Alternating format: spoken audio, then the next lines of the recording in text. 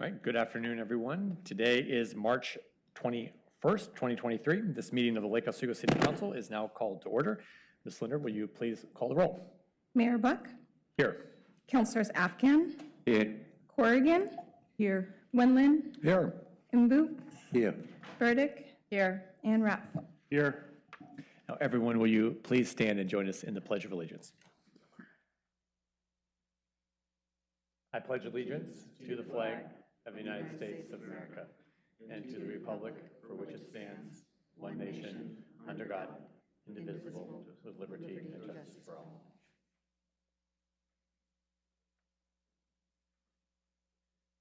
Okay, we are going to start this meeting with a presentation on something very uplifting and fun, our LO Reads program. I will invite Ms. Nancy Nyland up to the front.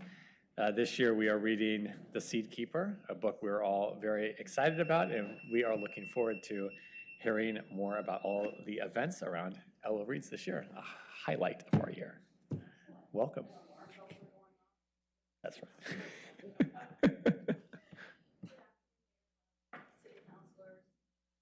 The microphone.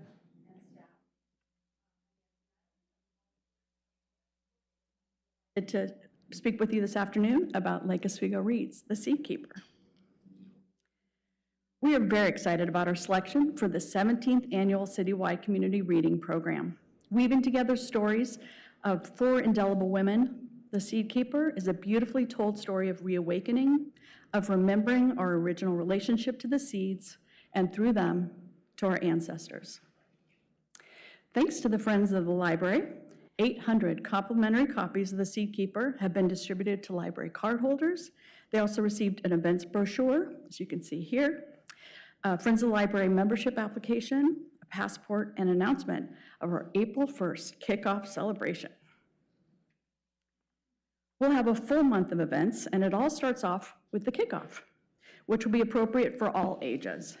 So join us for a read aloud with educator Karen Kitchen of the Osage Nation, an interwoven presentation by Two Spirit Indigenous Artistic Director A.C. Ramirez de Arellano, Native American Flutes with Jan Michael Looking Wolf, a presentation on salmon, indigenous foods by Bridget McConville, owner of Salmon King Fisheries, all at the library from 11 to 2. As well, you may pick up a free pair of cotton underpants to test your own soil's health in partnership with the Oswego Lake Watershed Council. Yeah, it's going to be very cool.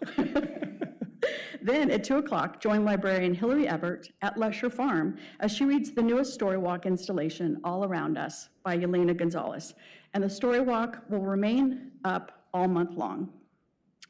So we're going to have a full array of programs to appeal to all interests. The Story Walk, weaving presentation, seed workshops, student-led book discussions, Westlake Oak, Woodland, and Native Plant walking tours, the very popular art show at Lakeland Center for the Arts, and so much more.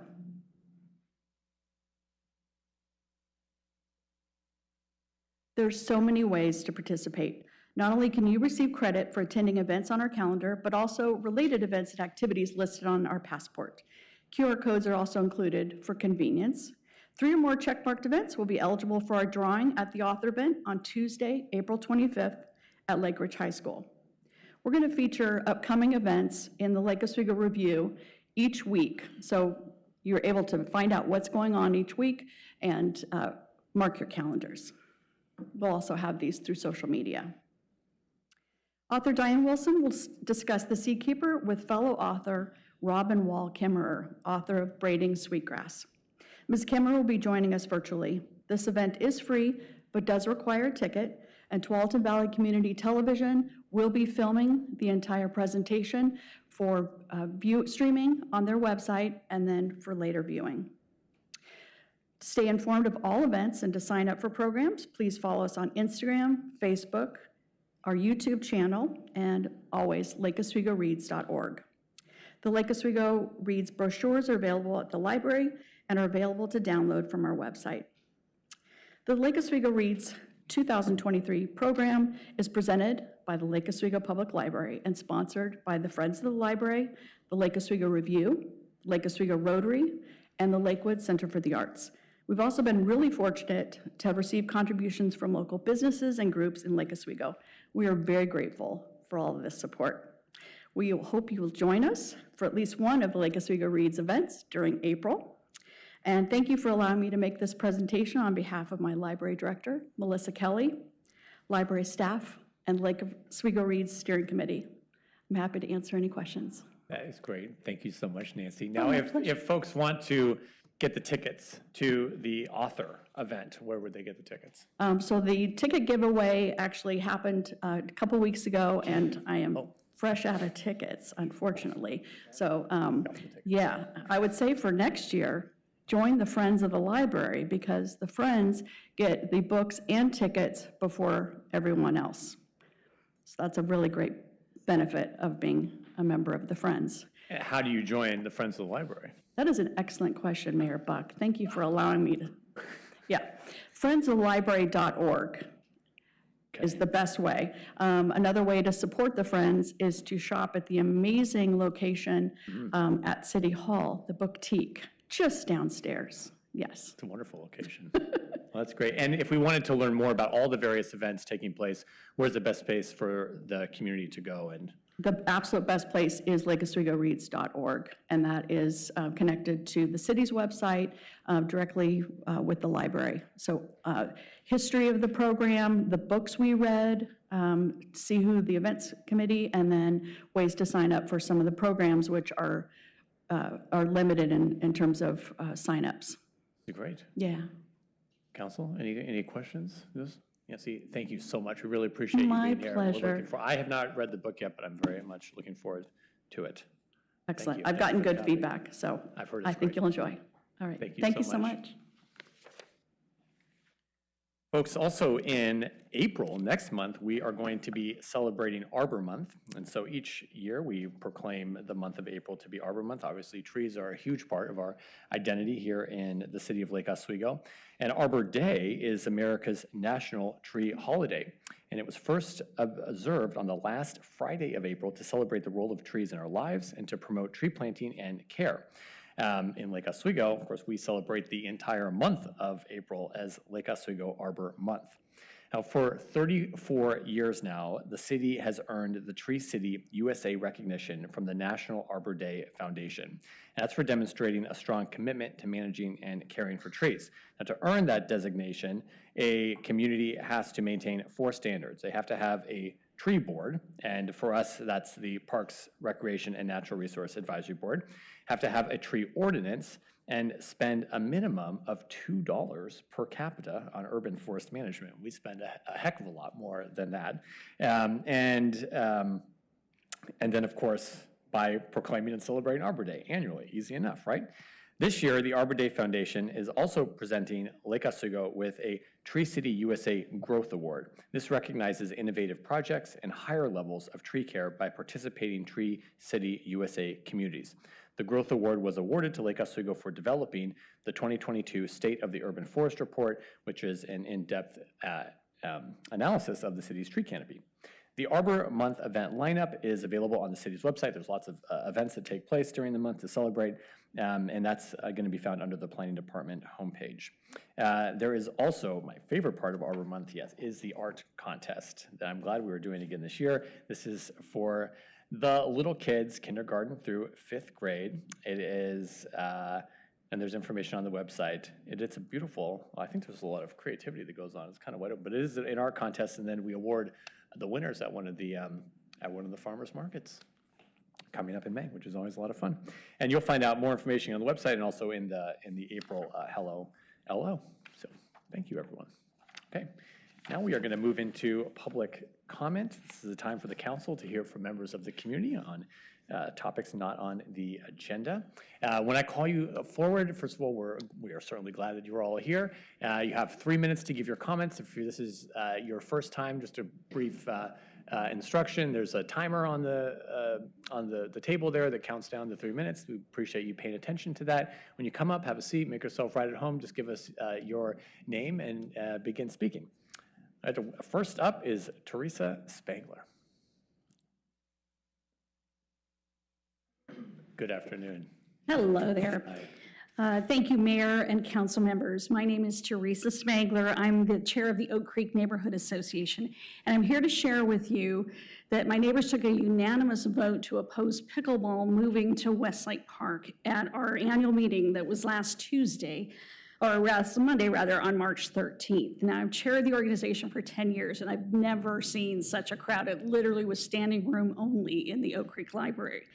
We did have solid information. We had Kyra Haggart come from the park department. She explained your process. People learned that you will be doing a traffic and a noise study. But we urge you that you also consider a very human cost were you to make this decision to move the pickleball courts. The first neighbor to speak said what most of the crowd felt. And what she said was, why would you think moving pickleball from one side of Lake Oswego to the other would be better? As she put it, isn't this going to pose the same problem it did at George Rogers Park? We also heard from my longtime Oak Creek neighbor and a 27-year veteran of selling real estate, Jennifer Noble. She guesstimates that each home that's near the park and near the tennis courts could lose up to $100,000 of value. We had very insightful information from our neighbor, Lou Castino. You will hear from him shortly, who's a civil engineer, who said that there would be almost 3 times as many homes greatly affected by pickleball as there were over here at George Rogers. Another topic that angered the crowd was a suggestion that you would shut down our current tennis courts in favor of pickleball. I spoke with families who were down there playing this weekend. This is something they walk down there and enjoy. And they were very upset at the idea that it would be a rather callous suggestion that they get in their cars now and drive to play tennis. What you may not recognize about Westlake is it's a walking neighborhood. Those paths are full night and day of people running and walking. It's also adjacent to Oak Creek Elementary. There are children who are out walking from school to home to the park for organized sports. They go there for the only covered playground in the city. People are genuinely very concerned about increased traffic that could come if you had larger pickleball clubs going there to play. And I hope you'll listen to my neighbors, because these really are not a bunch of NIMBYs. They live next to the park. They tolerate it. It's very busy. That is the busiest fire station in the city of Lake Oswego. They tolerate the very popular concerts every summer. These are folks that tolerate a lot, and they feel this is just a step too far. Personally, it appears to me that you're making a decision in favor of 500 people who play pickleball. And we were told that the sport is only 70%, that club is only 70% residents from our city. You know, I hope that you'll really think about this and consider whether it's good policy to put the wishes of people who want to play a game against people facing possibly financial and emotional trouble that comes from pickleball. Thank you, Ms. Thank you. Spangler. We appreciate you being here. David Dunning.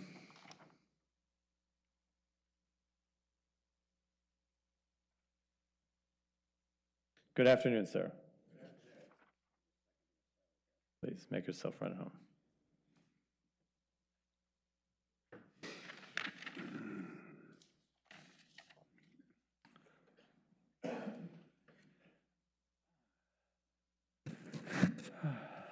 Okay, good afternoon, Mr. Mayor and council members.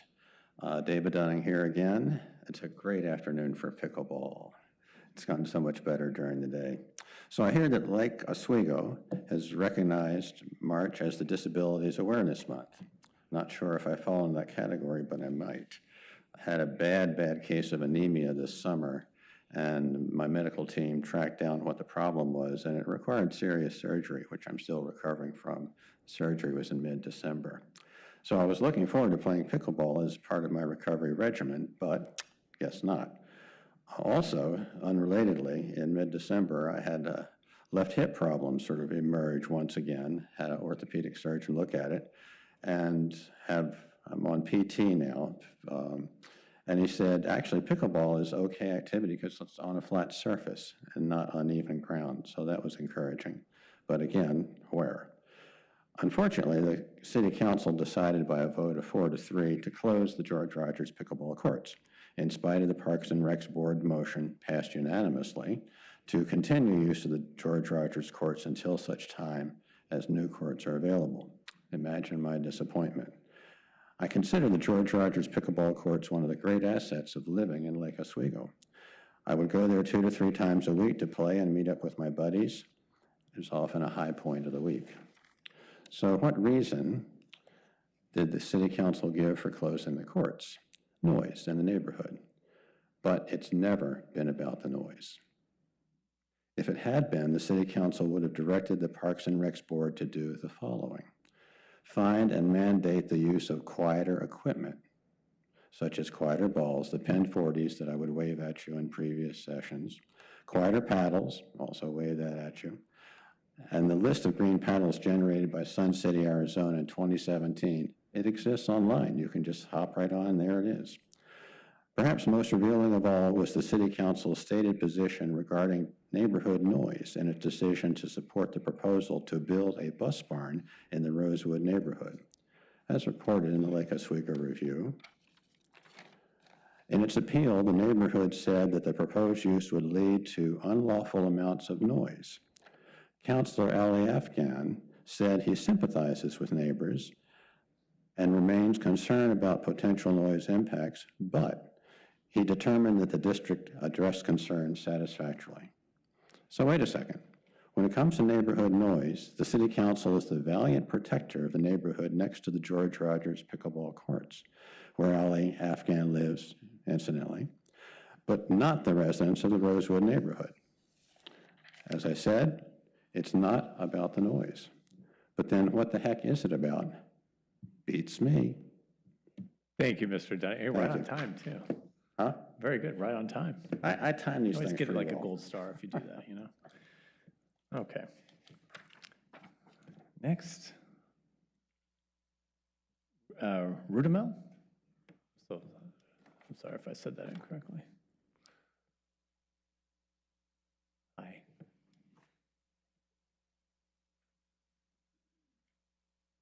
Hi, good afternoon. Good afternoon. I'm Rudy Rudarmal, and good afternoon, Mayor Buck and council members. I've been a Lake Oswego resident for over 35 years, and March is Disability Awareness Month. I'll be talking about an accident I had 14 years ago resulting in severe disability and my eventual recovery.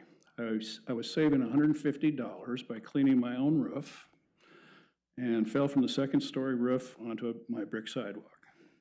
I fractured my pelvis, my back, right shoulder, ribs, and had a concussion. After passing through HSU's trauma and orthopedic wards, I was confined to a home hospital bed and wheelchair for over 7 months. During this time, I became isolated and suffered depression. I was unable to walk for about 2 years without aid, and by 2015, I was no longer in pain, but constantly sore, out of shape, with 2 frozen shoulders, and depressed. I sought out pickleball for physical conditioning and to improve my mobility. After 3 months of dedicated regular play, I was in much better health and discovered pickleball was so much more than a physical activity. I've never experienced such a welcoming community than my pickleball friends at George Rogers. This community has gone way beyond bringing me out of a long and painful recovery and depression. It has brought me joy and happiness into my life. Our group of over 500 at George Rogers has been a lifesaver for me. George Rogers became an activity and community center, also a shining beacon of light for Lake Oswego Parks and Recs. Something magical had taken place there. Young families and seniors played together. I met and welcomed people from other states who were visiting, family and friends. I felt a great pride in Lake Oswego Parks and Rec had developed such a very cool community center. It is unconscionable that after 7 years, City Council voted to close the courts. The decision alienated and displaced more than 500 residents. I try to keep in touch with my George Rogers friends, but it dispersed our community. I'm deeply saddened over the loss of what was so important to me as a 72-year-old disabled senior citizen. I am just one amongst hundreds of others affected by the lack of compassion and civic responsibility. I now travel 30 to 60 minutes to play pickleball in other towns, but Lake Oswego is where I live and pay taxes and vote. George Rogers was our community center. I am confounded by the council's decision to close their courts prior to having a Lake Oswego alternative. Please consider reopening the courts for at least 8 to 16 hours a week to allow our community to come back together until another location is established. Anything less, I feel you're failing your responsibility to your disabled and senior residents. Thank you. Thank you, Mr. Rudamel. Thank you for sharing your story. I appreciate you being here. Lou Casino. Good afternoon, sir.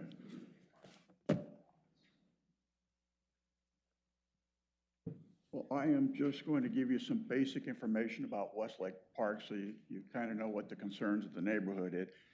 I'm going to start with just a quick reference photo of George Rogers Park, and you'll notice I've drawn a circle, a ring of 500 feet diameter. Within that, there are 21 houses in that location. If you go north, this is a relatively flat site. So and you'll notice that the houses are all north and they're not surrounding the courts. This is completely different than the situation at Westlake Park. Again, I've drawn the 500-foot radius, and that's the basis of Smitherian and Wills saying anything within 500 feet should be evaluated. Within 350 feet, they say likely need mitigation. So what you notice here, there are houses on three sides, north, east, and the south. It's what you call a complex site. They say in their literature, it's a very difficult situation when you have more than two sides. How do you evaluate it? Where does it bounce? It can be expensive. It can be expensive to analyze. The other part of this one, you'll notice that the ring extends to the houses across the street. And that is a different situation. So not only do we have more houses, but the land is not flat. If you look at the profiles of this area, this is going north. So the courts are at 336. Once you get to the street, you're basically up about 10 feet, and then it continues up Peters Road as high as a 10 to 17% grade. And you gain 75 feet of elevation there, which is susceptible for noise traveling up hills, as you know if you've ever sat in a valley. So if you look at the east, it's not quite as radical. The first 350 feet, it's kind of a gentle incline, but then it starts to climb also. So what does that part of it mean? Well, if you take a photo of the elevation concerns, this is the park as it now is, the courts. You'll see the fence, the typical fence around the park, but look at the housing. It's the windows on these housings are 30 feet above the top of the fence. So you're susceptible within the 350 feet that these houses could be impacted. And more interestingly, the noise, this is a barrier of townhomes, the noise could come back. This is the fire station.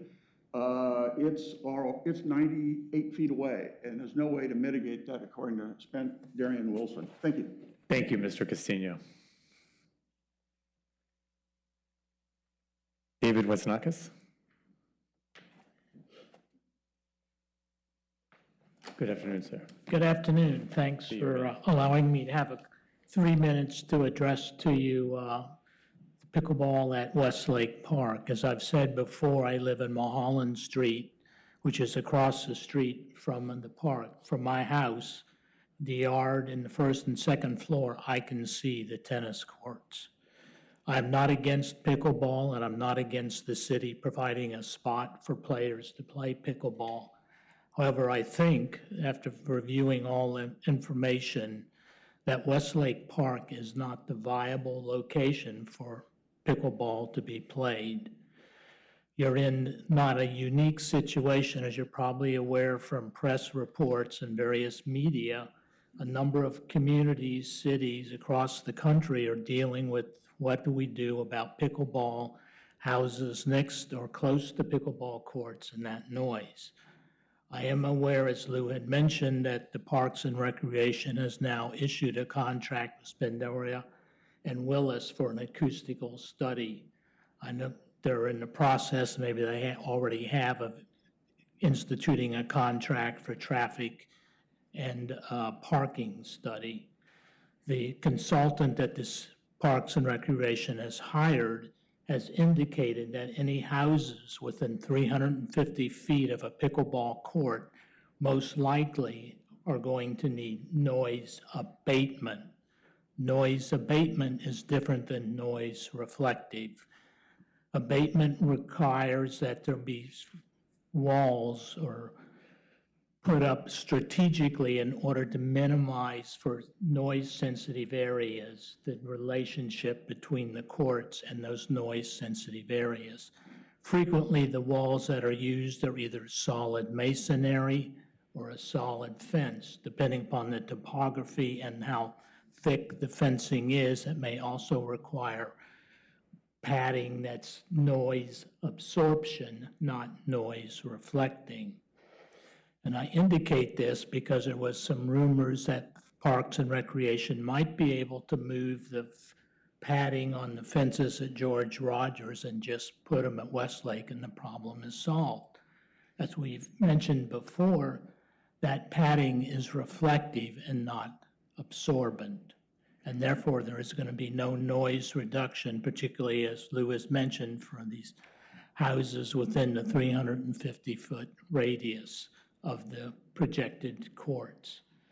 Also, their consultant has recommended that anytime a group is considering putting in pickleball courts, and those courts are going to be within 500 to 600 feet of noise-sensitive areas or houses, an acoustic engineer is going to be required to analyze the various sites to take a look at, is there a cost savings at all in the mitigation for, depending upon where those courts and the houses, how far away they are?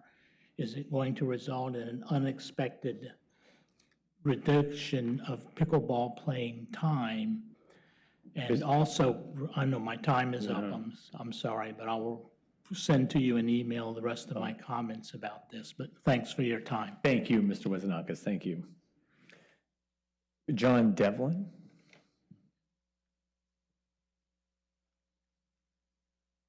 Good afternoon, Mr. Devlin. Mayor Buck, members of the City Council, thanks for the opportunity to speak with you. I live in the Westlake neighborhood, also very close to the tennis courts.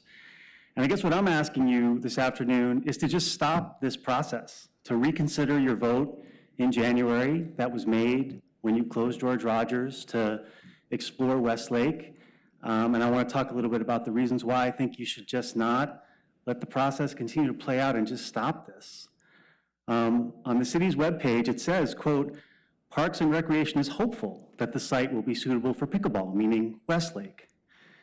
But the Parks Department already knows that Westlake is not suitable for pickleball. That's why the task force rejected it as an option. There's no dispute that it doesn't meet the criteria of the task force, that all the houses should be more than 150 feet away. And now we know that the busiest fire station in Lake Oswego is less than 100 feet away, and the firefighters live there in 24-hour shifts. That's their home when they're on duty. So with your vote, you directed the staff to spend time and money on a solution that they know won't work. And that time and money would be better spent trying to come up with a solution that will work and address the concerns of Mr. Dunning and the other witness people who want to play pickleball, because you can spend 6 months, but this is not going to work. And as you probably know, this issue has arisen in dozens of states across the country. I went back and did some research. I mean, I found news articles in 25 different states with the same issue, where neighborhood tennis courts were converted to pickleball courts. And then the noise happened and the neighbors raised concerns. And here in Oregon, in both Bend and West Lynn, they've closed pickleball courts in the last couple of years. And in fact, since your vote in January, West Lynn voted to close 2 of the 4 courts at Tanner Creek and are in the process of looking at alternate sites. So wouldn't it make more sense for the Parks Department staff to use its time and resources to explore a joint partnership with West Lynn to build a new facility? It's clear that that's the only solution that will work. And in a recent CNN article, a pickleball referee and sound expert, very pro pickleball, named Bob Unitich said, quote, "Cities should not simply convert tennis courts to pickleball. If they do that without considering sound, they're likely to have unhappy people." He said, "I'm an advocate of pickleball, but if it's right across the street from people's homes, it's quite a problem. The right solution is often to put the court someplace else." And I don't call it a court, this is a complex. This is 6 courts from 6 a.m. to 10 p.m., 7 days a week. There's, as you've heard, there's strong neighborhood opposition, and the last thing I want to say is, my neighbors, many of whom have lived in their homes for decades without complaining about anything else, are not people who just want to complain. They're legitimately concerned that what has happened around the country is about to come to our neighborhoods. So please, just think about whether to just stop this, just put an end to it, and in your next meeting, schedule a vote, and just directs the Parks Department to find a different solution. Thank you, Mr. Devlin. Thanks. Thank you. Harlan Levy.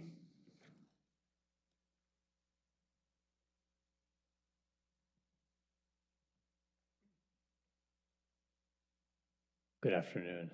Good afternoon. Mayor Buck, members of the council. For the record, my name is Harlan Levy, and I am back before you today to talk about the proposal to convert Westlake Park's tennis courts into a pickleball complex. I know you have seen a lot of me lately, and I will try not to repeat points that I've already made. I have left you with a March 11th CNN print story that speaks to the problem of inserting pickleball complexes into residential neighborhoods. As you can see, this is not just a Lake Oswego issue. This is happening all over the country, and neighbors are mobilizing to save their neighborhoods. As stated by the sound engineer in the article, quote, "I'm an advocate of pickleball, but if it's right across the street from people's homes, it's quite a problem. The right solution is often to put the court someplace else," unquote. I note that you already have that someplace else. The new aquatic center, for which you just broke ground, will have pickleball. You already have a solution. And I understand that it will take some months to build the aquatic center, but pickleball is already available at many other places in the region, including parks in our neighboring cities. I also note that the Indoor Recs Center in Clackamas, which is entirely dedicated to pickleball, is totally free for people who have a Medicare fitness benefit. Again, totally free if you have the Medicare fitness benefit. I was fortunate enough to be here on March 7th when ODOT's representatives appeared before you to talk about the I-205 tolling project. You asked some great questions, and you made some very astute observations. You talked about unintentional impacts. You talked about a feeling that the train had already left the station and that true public input was being ignored. You talked about being frustrated with informational meetings that you felt were just paying lip service to a process where a decision had already been made.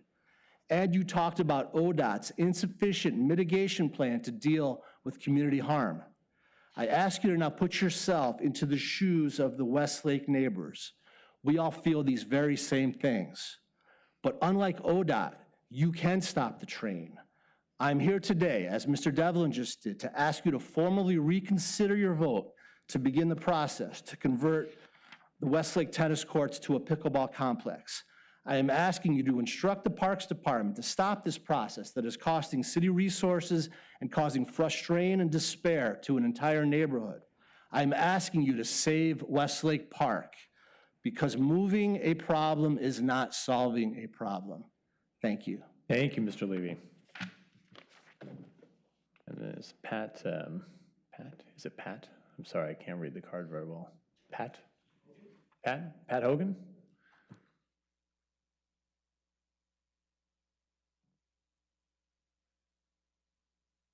Hi, Mr. Hogan. Sister Mary didn't like my penmanship either. Thank you very much. Am I supposed to start this? No, it will do it. Oh, okay. Seems to be a theme today, and I'm going to stay on it. So I'm part of the Lake Oswego Pickleball Group, and one of the things we did to gain a better understanding of who we're utilizing the George Rogers Park courts was to do a survey of the 527 members. 72% of them are seniors over the age of 60. That's 379 people. There are 8 members over 80, and we have someone who played twice a week that celebrated their 90th birthday last month. 23 are U.S. military veterans. Regarding physical activity, 64% of the respondents indicated that pickleball was over 50% of their total activity. 25% further indicated that pickleball was 75 to 100% of all their physical activity. 64% play pickleball 2 to 4 days a week. 68 play 2 hours per session. Seniors is considered active if they exercise for 3 hours a week. Seniors who play pickleball average 6 hours a week of physical activity. We have been unable to find any other activity that rivals this number of any kind for seniors. The social aspect was eye-opening. 46% had indicated that pickleball was over half of their entire social interaction. That's 140 people. 20% cited pickleball was over 75% of their social interaction. In a discussion that we recently had with AARP Oregon regarding our situation, we learned the devastating effects of a lack of physical activity and social isolation can have on the life expectancy of seniors, literally years off of their lives. Councilman Afghan, you thoughtfully stated at the City Council meeting on January 17th how important it was not to hurt people. I think we can all agree on that. However, the effects of closing George Rogers hurts our seniors in very real and serious ways. As much as anyone affected in this important decision, the only difference is there's hundreds of them. This is not a discussion on recreational wants of seniors, but on how this affects their very health and even their life expectancy. Please consider in this intuitive compromise. Provide pickleball sessions twice a week from 9 to 1, Tuesdays and Thursdays. That takes the hours that we had before from 56 hours a week to 8. It's not a total answer, but it's a pressure relief that this group really needs. Thank you very much. Thank you, Mr. Hogan. That's all we have for public comment. I do also want to acknowledge that in addition to in-person comment, we receive comments via email as well, and we received comments in support of a resolution that we're going to be considering here coming up on the agenda, Resolution 2312 from Andrea Platt, Amy Waterbury, Alyssa Zukas, Cynthia Johnson, and Lee Anna Meyer. And then we also received public comment on a different topic from Rick Cook. Thank you, everyone, for providing your comments today. We're now going to move on to the consent agenda. On the consent agenda, we have item 6.1, which is approval of our meeting minutes from January 3rd. Is there a motion to adopt the consent agenda? Move to adopt the consent agenda. Second. Okay, thank you. Moved by Councilor Nguyen, second by Councilor Raff. All those in favor say aye. Aye. Aye. Any opposed? All right, motion passes 7-0. Now we're going to move into council business. We'll start with the consideration of Resolution 2312. This is a resolution of the City Council governing the display of flags on city property. I'll invite our Equity Program Manager, Gillian Del Rio, who is here with a couple members of our DEI Advisory Board. Perfect, which is fantastic. And Ms. Del Rio will be joined in a presentation by City Attorney Osnack. Hi. Good afternoon, Council. My name is Gillian Del Rio, and I am the city's Equity Program Manager, and I'm here seeking approval of Resolution 2312 governing the displays of flags on city property. So currently, the city does not have any written guidelines regarding the display of flags flown on city-owned or maintained properties.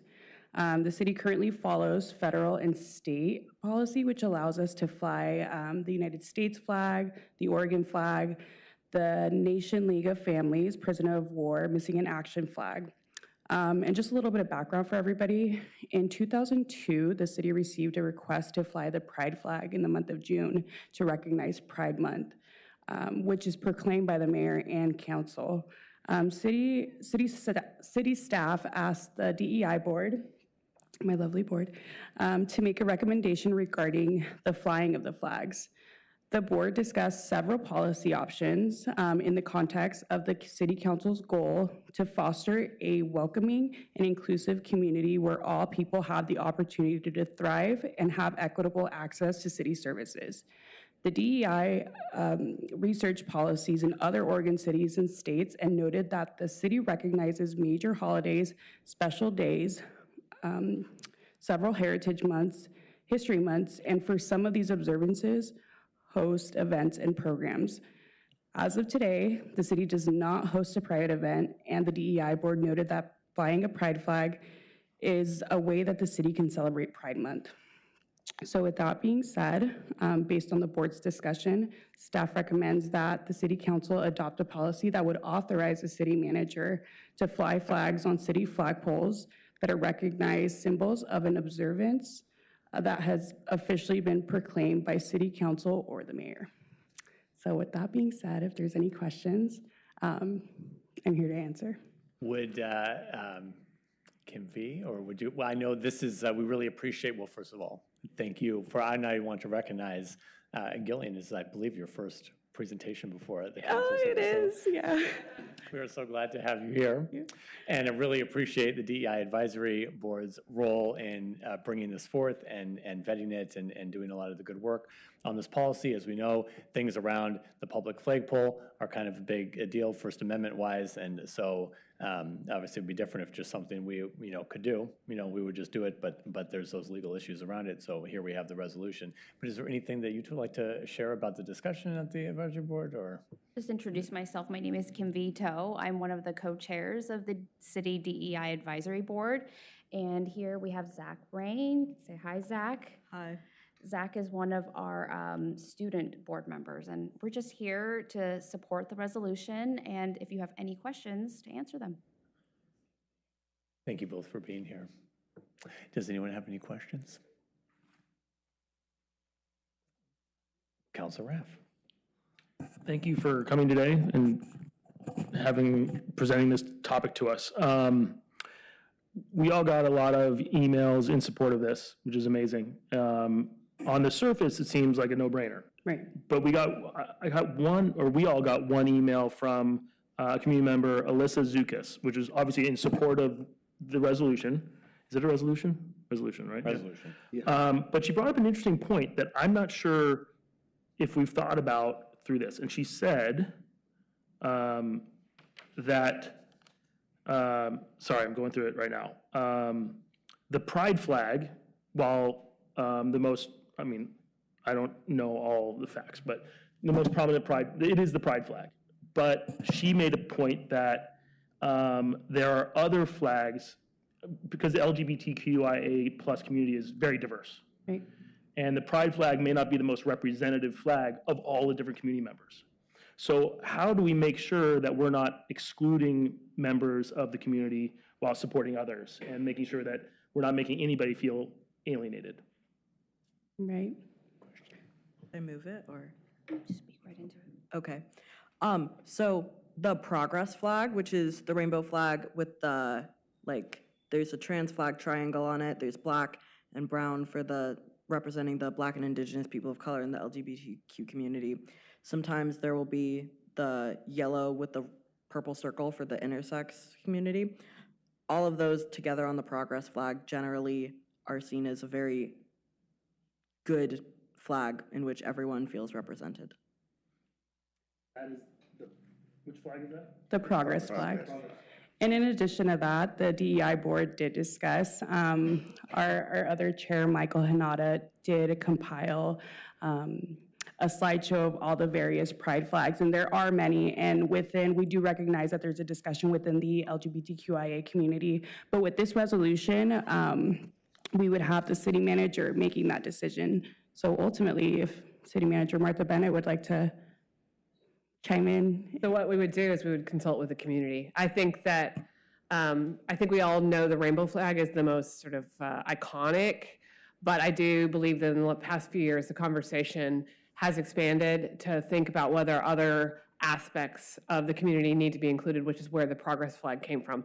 The committee did recommend the progress flag, so I think what I would suggest that I do is just consult with Basic Rights Oregon or the Q Center, our two GSAs at the two high schools, and just make sure that we're in the square. I will say, having spent some time talking to members of this community since this came up, progress from them is flying a flag in recognition of this community. So I will say we can make, we want to make sure the perfect isn't the enemy of the good in this decision. We want to make sure we do something rather than nothing. But I do think the way you find out what the appropriate thing is is you consult with the folks who advocate on behalf of this community. Because I, as a non-gay person, I don't have access or lived experience that tells me what to do. I need to consult with the folks who have it. Thank you. Councilor Winland. Yeah, hi. Thanks for making your presentation. I have a question. It says the DI Advisory Board researched the policies of other cities in Oregon and other states. Can you share just a little bit to give us some context of what are other people doing? Right. So I actually took the lead on conducting that research. So when Kimby actually provided me with an article from the Oregonian that highlighted the city of Hillsborough, Vancouver, and Beaverton, who all flew a traditional pride flag during Pride Month. So I reached out directly to them. The city of Vancouver has a policy titled the commemorative, I believe it's commemorative celebration policy, where they celebrate different communities during their Heritage Month through various communication channels. And a communication channel in Vancouver can be, the newspaper, the local newspaper, but the flagpole was one of those identified communication channels. I believe that the city of Hillsborough gave the executive order to the city manager, and the city manager was allowed to make that decision at their discretion. And Beaverton, I believe that they took it to the council, and council voted on it and passed. So it didn't seem like there was an overarching policy that everybody decided on. It seemed that various cities did different things. But after the discussion, the DEI board and myself decided, and with the help of city attorney Ellen, also decided that it'd be in our best judgment to delegate that decision to the city manager. Thank you. And maybe, thank you, Councilor Wilman, for the question. Tell us a little bit why, if obviously we have like a flag that we fly at our house, right? Fly anything we want, no problem. Why couldn't, what are the legal issues? Let's say, just one day I decide I want to go, fly out any flag on the pull-out side. Why couldn't we? Or if Manager Bennett decided, I'm just going to do it, Why is that? What are the issues in doing that? Mayor Buck, for the question. And the short answer is that the city of Boston had a flagpole, and so this is a little bit of a long-winded answer, but the Supreme Court, the U.S. Supreme Court, weighed in on the issue of whether or not a city who owns a flagpole, whether or not that is a public forum. And so to answer your question, when you own a flagpole and it's in your yard, it's yours and it's your forum to express yourself however you wish. But when it is the city's property, the city may express its own views. But what Boston had done was to allow other people to fly flags and do things like that with their flagpoles. And so what the Supreme Court said is that the city may express itself by flying flags, but to the extent that they delegate that responsibility to members of the public, then it becomes an open forum, and you cannot discriminate on the basis of a particular viewpoint.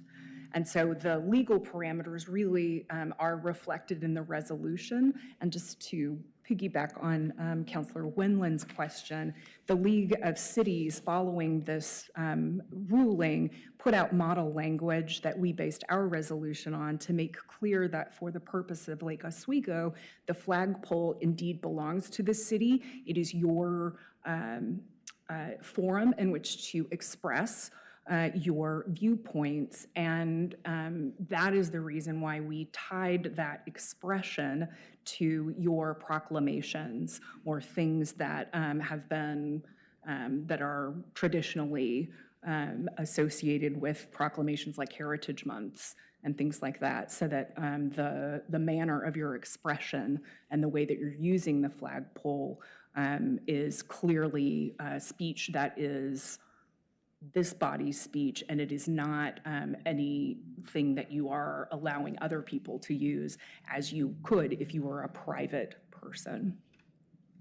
I would also like to mention that the resolution that you have before you, it's tied specifically to proclamations that the city makes. And in the most typical instance, that would be tied to heritage months or certain holidays like of that nature. And so there are only so many heritage months that have a designated and recognized flag. So in some ways, this resolution is quite narrow and conservative in terms of what it would allow. So if there are any concerns about this being a mechanism for any kind of speech or political speech, then it would be quite narrow and it wouldn't fall under this resolution. Great. Thank you very much. All right. Oh, do you have a follow-up question, Councilor? City manager, how many proclamations, is there a limit to how many proclamations the city can make? Like I'm doing the quick math. Every other week we meet, 26 meetings minus August. Like I'm just trying to figure out like, is proclamations happen every time we have a meeting? They're not, there is no limit. I would say you generally do have a proclamation pretty much on your, you probably issue between 15 and 20 proclamations. And I mean, you proclaimed Arbor Month. Arbor Month actually does have a flag. But there are only, as Ms. Toe said, there are only a few of these recognitions where there is an official designated and recognized symbol of them. I think we put in the staff report Pride, Disability Awareness Month. Juneteenth are the ones that come top of my head. Because Juneteenth is the same as... Yes, but you have a Juneteenth celebration. The other thing the DEI Advisory Board recognizes that some of the events that you commemorate, you actually have an established event, and so the need to use the pole as a way to commemorate them isn't as important because you already are commemorating them in a different way.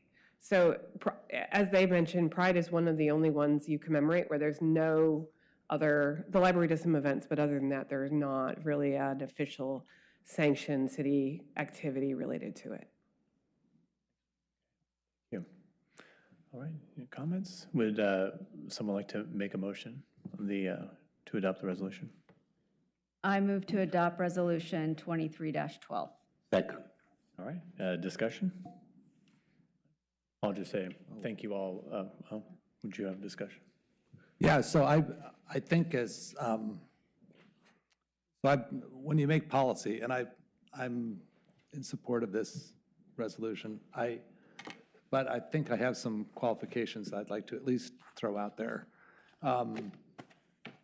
When you make policy, you have to think of how things are going to go down for a long time.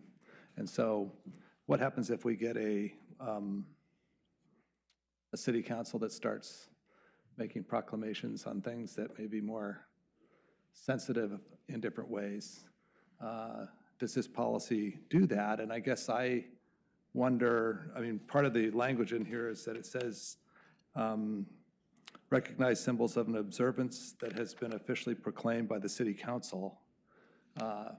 So far, I've been on for 5 years or 4.5 years.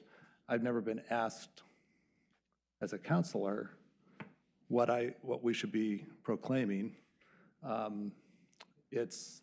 don't think there's a process for coming up with that list. And I fully respect and admire the ability for the mayor to set the agenda, but I think this could be in a situation where I think we're leaving out maybe some sort of a process for us to figure out what we will be proclaiming for the year so that all of council is on board with it. Does that make sense? Just so that it's not just one person making all the decisions on what we proclaim.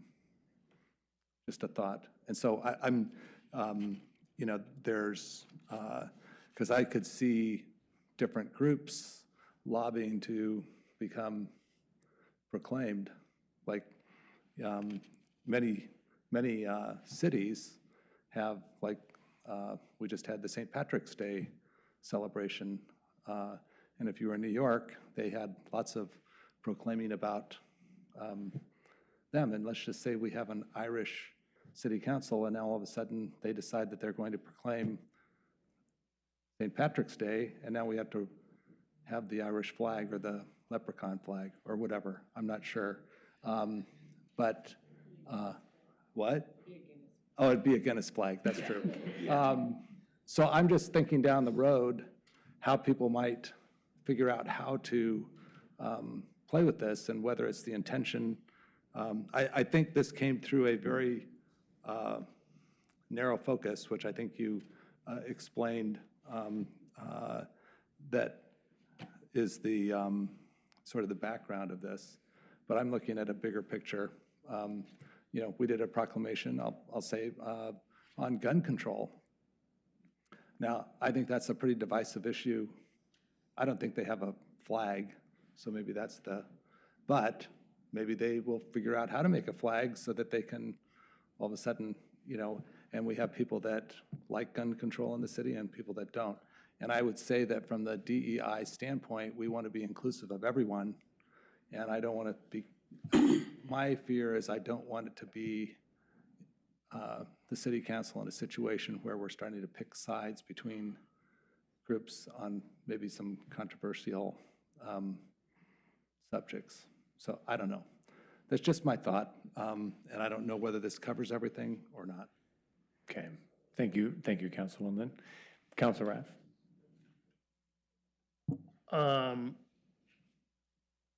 I like to think 3 steps ahead. We've gotten ourselves into trouble a lot of times with not thinking about the unintended consequences. What worries me the most is not that we're advocating for a marginalized group. That I'm fully supportive of.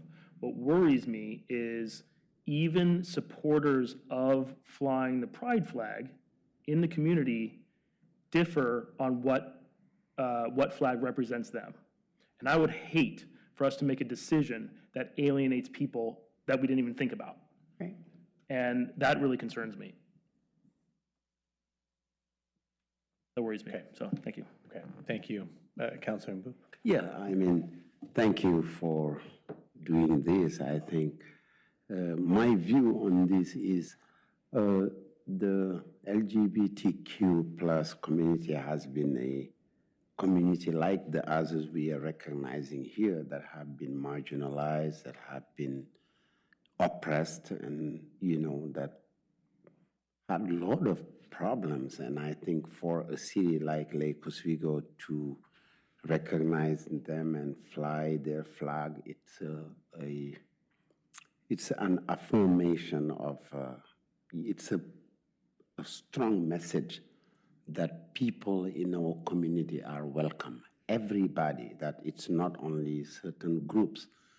And I was very happy to see that. And it's even when I even feel a little bit like, say, wow, Hillsborough, Beaverton, they've been doing this, and where were we? Like, I mean, so for me, it's not the problem. Like, if my thing in history is the time I spend in this body of government is I try to do what is right.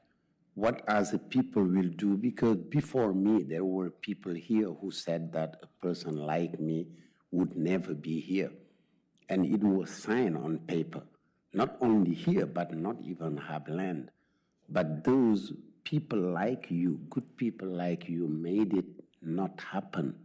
So it takes people like us to make this happen, to have the flag of the LGBTQ plus fly on our city and make us proud that we are recognizing everybody. That when I go see I like see Asian community, people who, my friend who was here, Daniel, knows in what, like people who were hiding, being able to celebrate, everybody wins. when Juneteenth we are celebrating it and I come speak, everybody wins. So we are, what you've done today, what you are about to do, means Lake Oswego is a great community. It's a community that accepts everyone. And, you know, if other people come and say they want to fly the Confederate flag, that's their way, let them do it. But I think, like the city manager explained and the city attorney, we are not opening a can of worms. No one can just come and fly a flag. It will take us to say we are, because we're not flying, for example, any flag except this one and the one that's in here. There is Juneteenth, there is no Pride Month, like Pride thing, like at George Rogers Park or somewhere, which we should start doing to celebrate the gay community and all that. So I'm very happy, honestly, today, and I, thank you for coming forward, doing this, and making our community a great community. Thank you. And, we all support you. What my other colleagues are saying, it's just a fear that can someone come and attack? It won't happen. We are moving forward. Lake Oswego is going to move forward. We are an open, inclusive community, diverse, and it's great. Thank you. Thank you, Councilor Mbu. I think that one thing I like about the way this policy works, kind of Council wanted to address some of your concerns, is somewhat of a fail-safe, I think, working. I thought about this with the city manager, is that we have the council doing two things, the proclamation, and it's not, the city manager doesn't have to, do anything. But of course, the city manager doesn't want to upset the entire council, and so there's that component of it where I think it's a good council manager amount of teamwork. Plus, when we think of, or at least when I think of the flagpole, I mean, it's a place of reference. The flags that we fly on the pole are things that we highly revere, and it's not a spot for just any flag, and that's why I think it's so profound to fly the pride flag on the flagpole as a real show of reverence for the real significance of that flag. And personally, I would not want to see just Ice Cream Appreciation Month or whatever, because it kind of cheapens the flagpole. We do not make proclamations for those kind of things. We talk about proclamations all the time, and how, because we do get lots of requests for proclamations, and the city manager and Ms. Linder love to remind me of every day is some day, and so we often joke about the various days because some of them are pretty wacky. But I do think that this is a big day for LO, with the DEI Advisory Board has been working to really make the community a place of belonging for so many different segments of the community, all the different identities, cultures that are represented in Lake Oswego, and this is just another way of doing that in a big way, and especially with the LGBTQIA community that has really been, especially the trans community more recently, that has really been under fire. And especially the LGBTQIA youth, as Zach knows, been really at a national level, and that's having a real impact on youth throughout the country. And youth just seeing those colors flowing is a real sense of security, and we want everyone to feel safe in LO. I would hope no one would see the pride flag and feel like they were in danger, right? So it's a great thing that we're doing. I thank you all again for bringing this forward, and we'll look forward to celebrating it in June. Councilor Afghan. Thank you, Mr. Mayor. I think, as city manager said, this is about progress. And as leaders, we cannot let the fear of certain things hold our progress.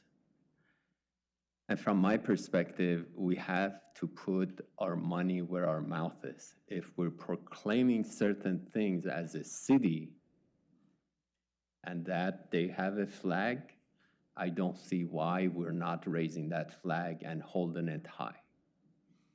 So for this topic, I'm on board 100%. Councilor Wedland brought up a question that I don't know how proclamations are made. And if that is a process we need to talk about on the side or another day, that's something we have to do, because as a city representatives, I think we all have to be on the same page and be able to defend that decision. So if we are in support of DEI, and this week or this month or this year is about certain things, then we have to show our support. Thank you. Thank you, Councilor Afghan. And then Councilor Wendland, follow-ups? Yeah, and my comments are not, I want to support this completely. I'm just a policy person and I look out into the future.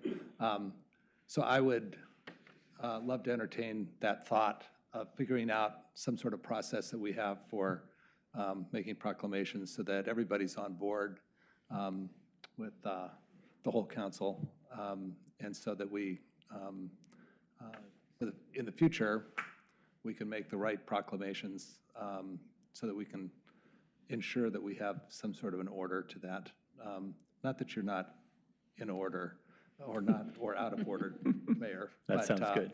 I just think when we put the whole council on, it makes it more representative, and I would feel more comfortable. But this is, I do want to say I've watched the whole DEI movement come through from ideas to actually having an advisory board, and then, well, actually it was an idea board first, and then advisory, and then we actually put staff in place. And so I think just in my short tenure, we've come a long way as a city, and I think we should be very proud of that and appreciative of that we have a community that takes that stand. So anyway. Thank you, Councilor Wendland. With that, I call the question. All right. Let's call the roll, please. Mayor Buck? Yes. Councilors Afghan? Yes. Corrigan? Yes. Wendland? Yes. Mbu? Yes. Burdick? Yes. And Ralph? Yes, but city manager, let's just be careful that we're doing the right things. So I will also say, I do think the safeguard of actually having be the city manager's decision does actually protect you, because the city manager will have to count to 4. It won't be. Oh, I'm not worried about protection. I'm worried about just making sure we're not alienating anybody in the No, community. understood. Yeah, no, we'll do some consultation before June comes. Thank you. Yeah, full 100%, yes. Thank you. Thank you. Motion passes 7-0. Thank you. Thank you, Kimby. Thank you, Zach. Thank you. Thank you, Gillian. Well done. And good first presentation.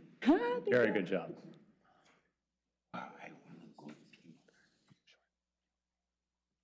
Oh, can we do one more? Oh, well, we're going to take a 5-minute recess.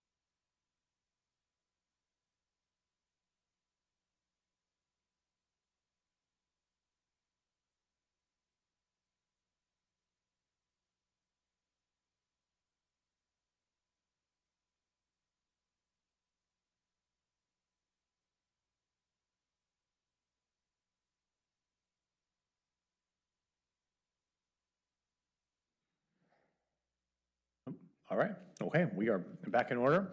The next item on the agenda is legislative update. Madison Thiesing. Thank you. Good evening, Mayor, City Councilors. I am Madison Thiesing, the Assistant to the City Manager. Today, I'm giving a brief legislative update for the 2023 session. We are about 1/3 of the way complete. All bills at this point have needed to be scheduled for a hearing, so we're going to start seeing bills drop off. For the purposes of today, I'm only going to be talking about housing and land use as well as tolling. That is right now our top focus. If there's other bills that you would like to discuss, I'm happy to make a note of it and I can come back with more information. But for today, I was hoping to focus on those two items. To begin, I think probably the best start is actually talking about housing in the order of the council report. I'm not going to go through bill by bill, but I'm going to talk about this as a package. So for this legislative session, the governor has made it very clear housing and homelessness services has been a top priority. We have seen that with the amount of bills, the frequency in which they're moving through committees, and the amount of public hearings that have already been scheduled for them. We have concerns about, those top bills are the ones that we have the most concerns about, either in total or as components of that. Most recently, Senate Bill 1051 was introduced, which is one we had seen before.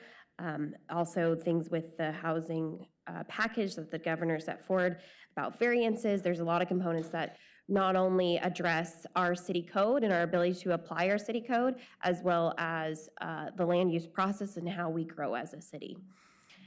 So rather than going bill by bill, what we have started to talk about, and I would love to get council feedback on as well as a nod for this, is to start talking about housing at 1,000-foot level with our legislation. Not necessarily trying to chase all these bills. We will still oppose when we are given the opportunity, but begin engaging our local officials in the area, not only through Mayor Buck, through the consortium, Mayor's Consortium, as well as C4, but also starting to reach out to our representatives who have come from city government. What we're finding is some of the legislation that is coming out of Salem might not understand the constraints we might have locally or what it looks like when code is applied. So what the tactic, what I would like to introduce and see if there's any feedback on that, is starting to engage not only with Representative Wen, Representative Walters, as well as Gamba, and then some of the other local officials who have now moved on to the state. With that, our focus will be focusing on what is the future of land use and housing in Oregon, but also what has been working well for us in Lake Oswego, and start sharing that story a little bit broader at the state level. Are there any thoughts on that or concerns as an approach? So we will oppose when we have the opportunity, but starting to actually take this more proactively as a conversation, not only for the Lake Oswego perspective, but engaging at a regional level to get support around the state. Okay, yeah, sounds good. City Manager Bennett, is there anything you want to include at that? I think I just would want you to all understand that some of these bills are highly prescriptive and disruptive and would really take away your local authority. I think you all saw the email we sent about Palisades, but neighborhood overlays could be the thing of the past. There's a bill that would require us to grant any variance to any regulation for housing. Some of that just doesn't make any sense at all in terms of other requirements the state has in terms of stream setbacks and other things that we're required to do. And so I think we're concerned not so much about the desire of the legislature to produce housing, because I think we all feel that sense of urgency, but really a sense of it not being in the context of what kind of communities we want to have in the future, and that we might be sort of tossing out we might be just creating a lot of other problems without sort of understanding the impacts. Yeah, exactly.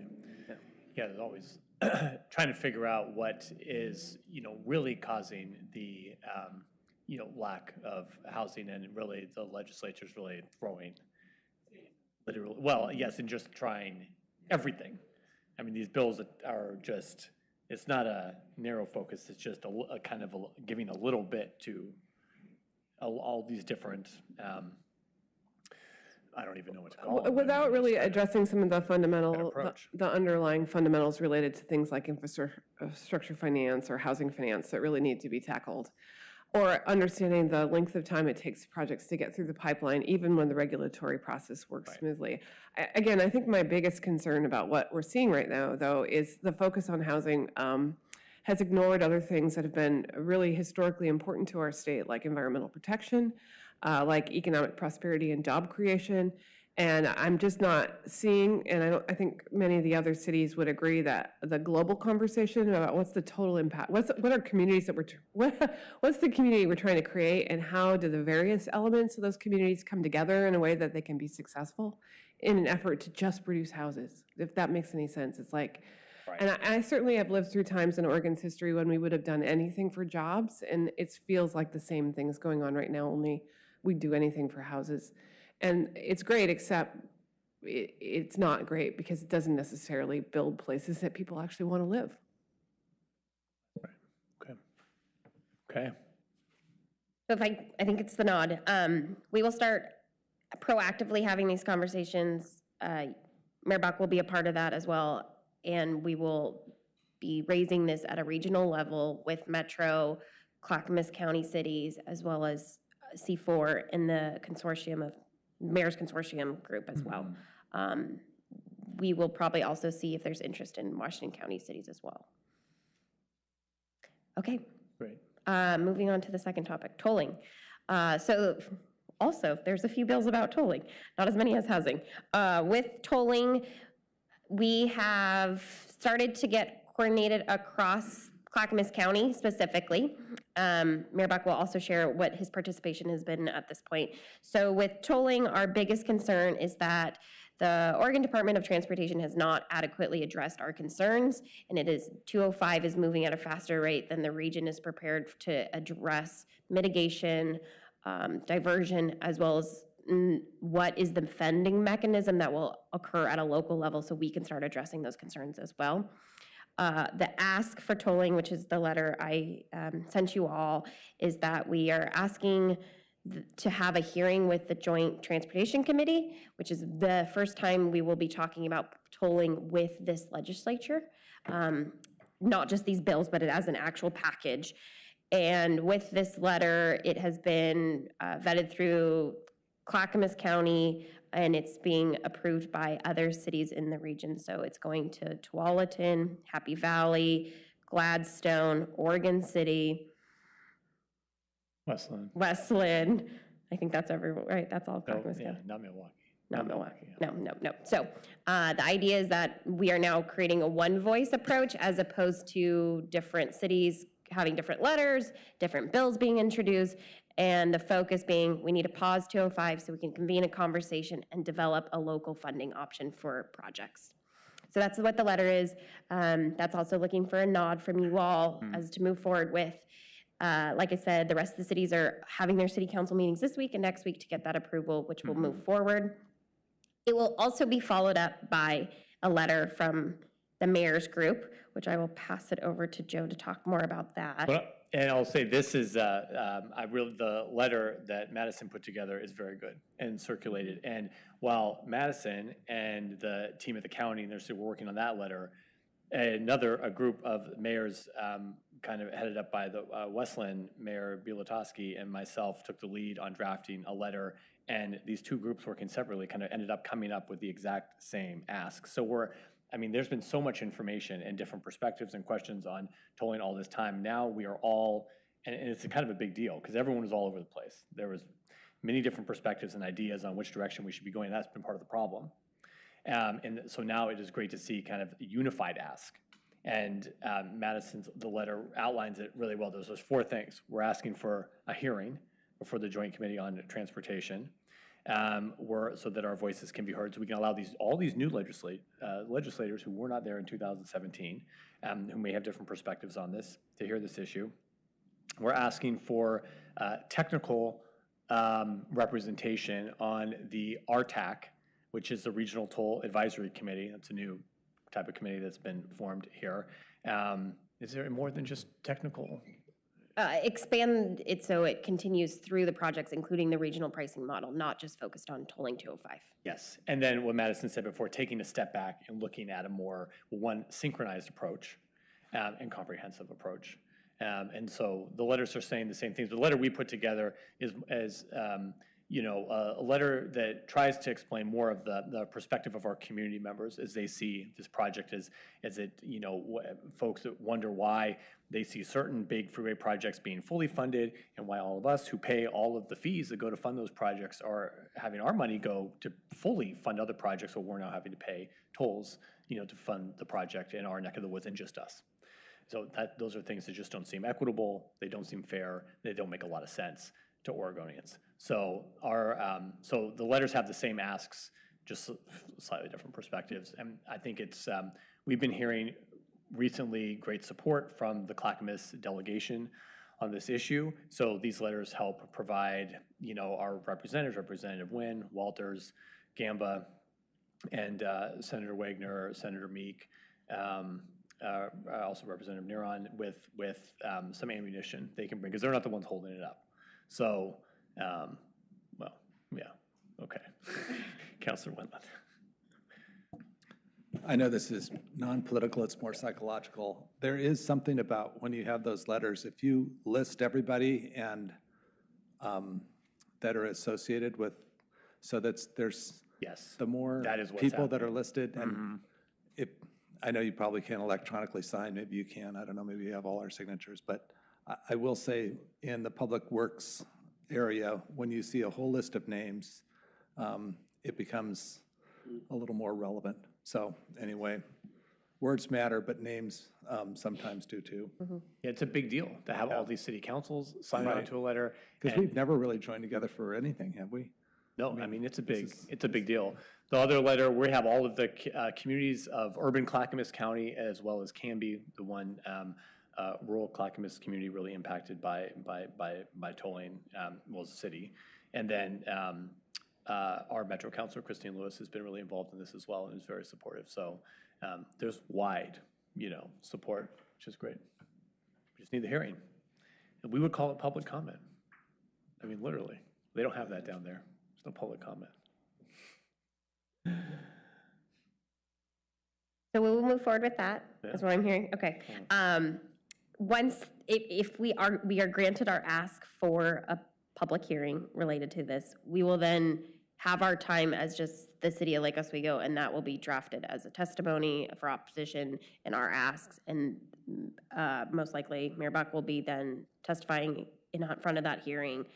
The goal would be then the housing package is a similar approach. If we can get our asks as a region, we then have less noise and we're not competing against each other with just the amount of attention as well. So that will be hopefully also successful. Should we recognize too that Amanda sent out the draft of that letter on the resilient efficient buildings package, which is great. And it sounds like we're waiting for feedback from Oregon League of Cities on that. They were fine with us, so we moved forward with it. Oh, that's great. Okay. I'll say there was at the Sustainability Advisory Board last night, there's a community member brought up the EV rebate. I think, as everyone aware, that rebate has gone away. They're looking to refund that rebate program, and we're asking for city support on that as well. Seems aligned with our climate goals. It's before the same joint committee, joint Committee on Transportation, and they have a longer deadline to schedule their hearings until May, I believe. So anyway, they were asking for support, the rebate program. Well, I would only say that the tolling thing is probably a little higher than the rebate. We've got lots of irons in the fire. What? We got lots of irons in the fire. Yeah, but if it's the same committee, well, yes, one punch. They have many bills. Yeah. Yeah, don't you worry. Okay. Okay. All right. Thank you. I will see you in a month. Thank you, Madison. That was great. Okay. Mr. Olson, we are now going to move to item 9.1. This is the mitigation requirements for ministerial development. And we have with us Mr. Olson, a long-range planner, senior planner, senior and long range, and Erica Rooney, Public Works Director. So yeah, my name's Eric Olson. I'm Long Range Planning Manager with the City of Lake Oswego here. So good evening, Mayor Buck and members of City Council. I'm joined today by City Engineer Erica Rooney, who will be helping me with a portion of the presentation.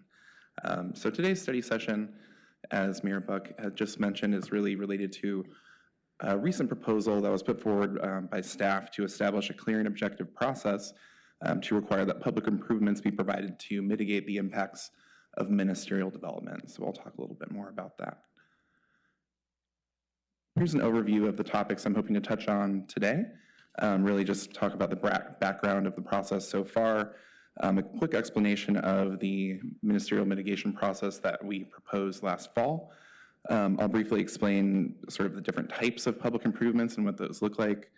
I'll then summarize some of the developer interviews that we recently conducted per council direction. At that point, Erica Rooney, City Engineer, will provide examples of some sort of real-world public improvement cost estimates for different types of projects we've seen here in the city. And we'll wrap up by looking for direction from you all on where to go next. Right, so as some of you may recall, our work related to ministerial mitigation was prompted by our adoption of code amendments last year to allow middle housing throughout the city, and we adopted those in June and they became effective in July of last year. So part of what we were required to do for that process for House Bill 2001 compliance was to allow middle housing, so we're talking about duplexes, triplexes, quadplexes, cottage clusters, and townhouses, to be developed through a ministerial process, as the city is no longer allowed to require land use approval or minor development, which would go through a minor development process for middle housing. So at that point, we opted not to include public improvement requirements in that larger middle housing code amendment package. And this has resulted in a gap in the city's code, as the city had not and still does not have the ability, or has not given itself the ability to require that public improvements be required to, or to require that they provided to offset the impacts of additional density that could be, that we could see with middle housing. So we would, typically not be able to apply that to what we call a ministerial development proposal, which is kind of a building permit level approval as opposed to a land use or a minor development approval. So staff identified a need to quickly establish such a process after the middle housing code was adopted, just in order to ensure that new middle housing could be adequately served by public facilities, such as utilities and transportation infrastructure. So at that point, we discussed this with the Planning Commission and got some direction to draft code amendments to essentially establish that process for ministerial mitigation. And shortly after, the Planning Commission held a public hearing on that proposal in October of last year. The sort of proposed process, I'll talk a little bit more about what we actually brought to Planning Commission in just a moment. But just as a reminder of kind of where we left things off, we then sort of discussed our proposal with you all at a study session in October of last year, October 18th. And you all expressed some concerns about what we brought forward. I guess there are some new counselors, so maybe not all of you per se, at least 6 of you. Essentially the direction that we had gotten was that the process may be overly burdensome to middle housing, and that middle housing could be treated differently than detached single family under what we had proposed. So at that point, council really asked staff or myself to talk with local builders and developers to learn more about whether public improvement requirements really served as a barrier to the development of middle housing. We were also asked to put together an analysis of public improvement costs for different types of projects in Lake Oswego, and that's what Erica will be discussing in a moment. So that brings us up to speed with where we're at now. Really just here to report back on the results of that requested analysis and set of interviews. So just kind of to refresh our memory in terms of what we brought forth last fall, I don't want to go over the proposal in too much detail, but essentially our proposal would have required that density added through new development would be sufficiently mitigated based on essentially public infrastructure planning standards and the context. And this is really consistent with what we've done over the course of the last decades in terms of our conditions of approval for a land use proposal, something that we would do through, again, conditions of approval for a minor development. So, this is consistent with that in that we wouldn't necessarily have any numerical limits for what would be provided or what would be required.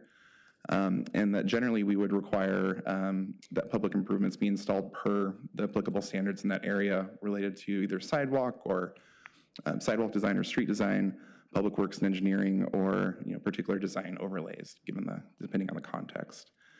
So it's a fairly simple concept, essentially, of taking our long-standing practice and just applying it to ministerial proposals as opposed to that minor development conditions of approval sort of mechanism that we had used prior.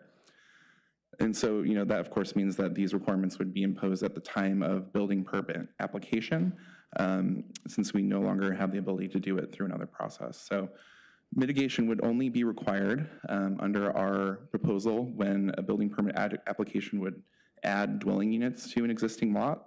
It would apply to the full range of ministerial development, including detached single-family dwellings and middle housing. However, it really would be consistent again with what we've been doing so far, in that really that 3 or more units level of development would trigger the need for improvements. Again, depending on the context, those could look different. And what we're proposing, it would not necessarily require that single-family dwellings provide more than what we would currently ask them to provide.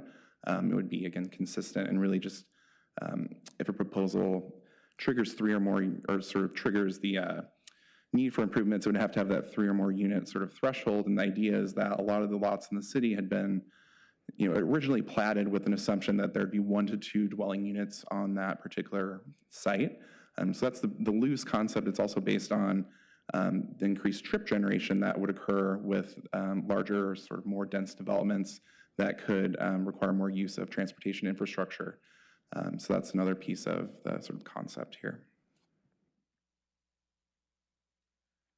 And just to kind of explain what we're talking about when we say public improvements, these can look different depending on the context of the surrounding area. So in the more urbanized areas of the city, those could look like a right-of-way dedication that's fairly standard, but also it could look like the construction of curbs, gutters, or a sidewalk or a pathway if they don't exist already. And also, we would not necessarily require those in all contexts, really only in appropriate contexts where there is sort of a missing gap in the sidewalk pathway infrastructure, if you will. So we wouldn't want to just, or we wouldn't, I guess, just based on the way that we apply our standards, end up with a sidewalk to nowhere, a sidewalk that doesn't connect to anything. It could also look like water, sanitary sewer, or storm drainage lines. And in rare cases, we would ask for pavement or for roads to be paved if they are unpaved in front of the particular development. So that's kind of the scope of different types of public improvements. Those could look a little bit different in what we call the rural fringe area. So that includes the city's, what we call the urbanizable fringe, and any newly annexed areas in the city. So instead of a sidewalk, that could look more like a pathway with drainage swales, and those swales would sort of be the alternative to curbs and gutters in that particular context. And gravel shoulders could also be a component, depending, again, on what the design calls for at that particular site. Eric, ask a question. If we go back to when the city was platted, so let's say it's, the 20s, and they make those original plats, let's say back when Oregon Iron and Steel was doing their thing. So at that time, these were like horse roads or whatnot, right? Market roads.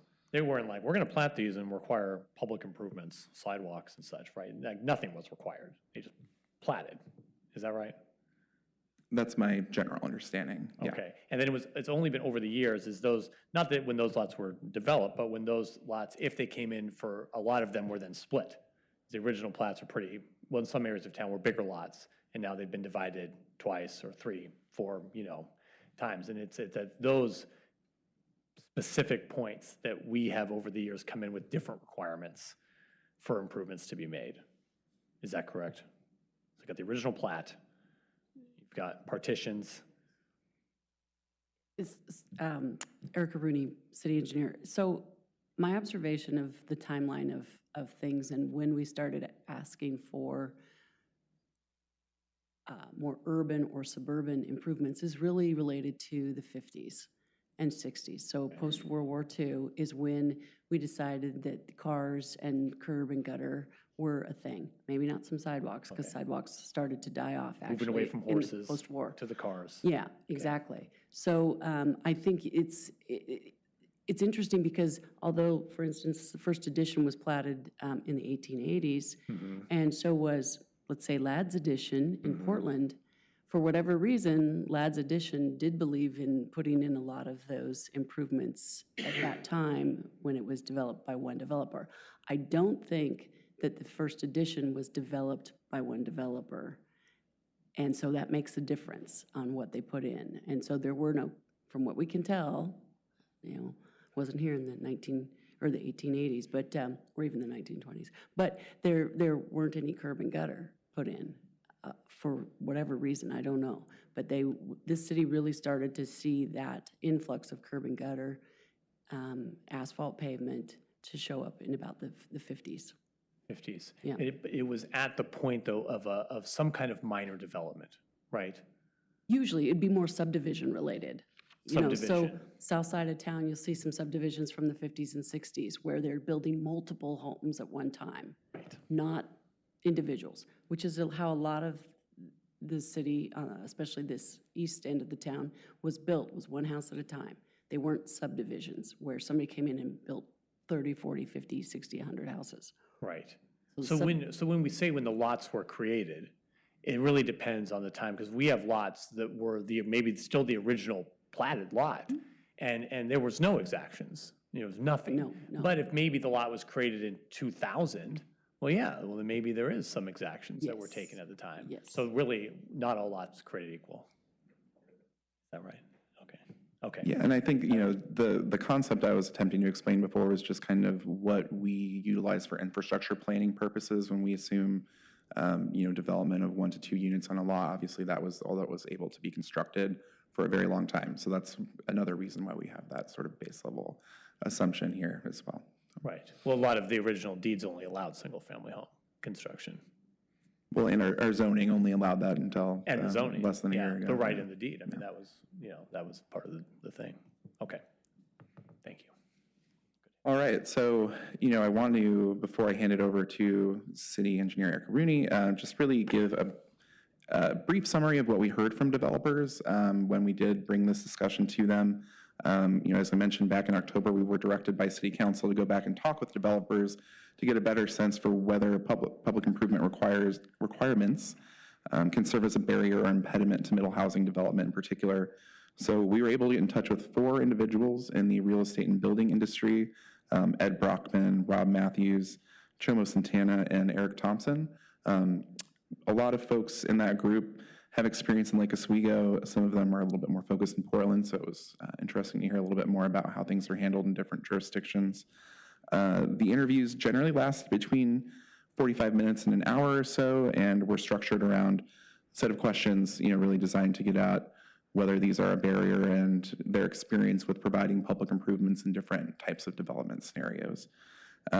So just in general, I'll try to touch on some of the biggest takeaways from those interviews. I think the first thing that was really, of course, nice to hear, but it's just worth repeating, is that developers do enjoy working here. At least the 4 that we spoke with had very positive experiences here in the city and thought we had a good common sense approach to permitting. In general, it was also interesting to hear how many developers are exploring middle housing in Lake Oswego. I think, we've heard questions about why haven't we received any middle housing development here in the city. It's not necessarily an easy answer, but, a lot of it does point to the market's just kind of not there yet, in short.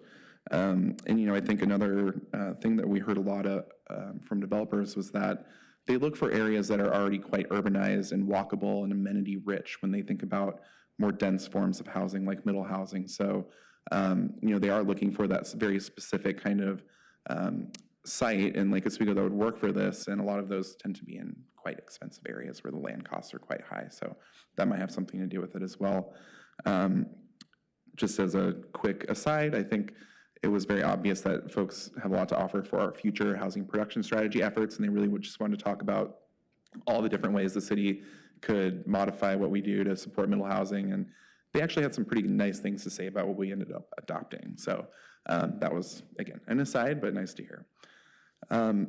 Another thing that we heard, just more related to the public improvements piece, was that the need for public improvements is really something that developers consider when they acquire a site. So they do look for the existence of existing infrastructure, existing sort of transportation infrastructure, as well as utility connections, at least being within reasonable adjacency to that site. When they select that site, so they do see that as being desirable when they consider site selection, and the lack of infrastructure can be a factor in their decision not to acquire a particular site or to develop that site. So that was something to consider. Developers know what they're getting into, and I think there is an expectation that there will be some type of infrastructure required for developments where that does not exist already. I think another thing that we heard about was that the developers considered this to be a value add, street improvements and public improvements in general to their project, and that depending on the context, this isn't appropriate for all contexts, but in the right context, it can really help sell a product, make it appear a little bit more dressed up and complete and finished. We did hear that public improvement requirements alone do not really make or break a project for developers. We didn't hear them pinpointing those as the reason why one project in particular might not have been feasible in the past. A lot of people that we talked with just kind of expressed that larger macroeconomic factors and the overall trajectory of the housing market was by far the biggest factor that they thought was, really weighing heavily on their decision to develop or not. I think it's worth pointing out that even though nobody really said, yes, these public improvement requirements can make or break a project, that they are one of several costs that add up. So a lot of people mentioned the demolition tax as being another thing that they don't experience in other jurisdictions that can really add to the cost of development here in the city.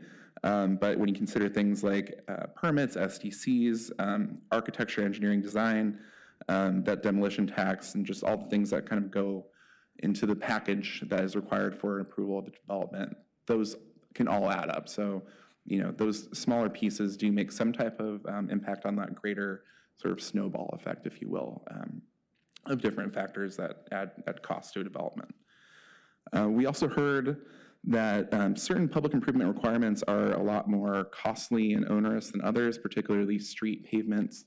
When that's required, that can be incredibly costly. So again, I think it's quite rare that we require that here, but that is something that we heard could be a larger factor than other types of public improvements.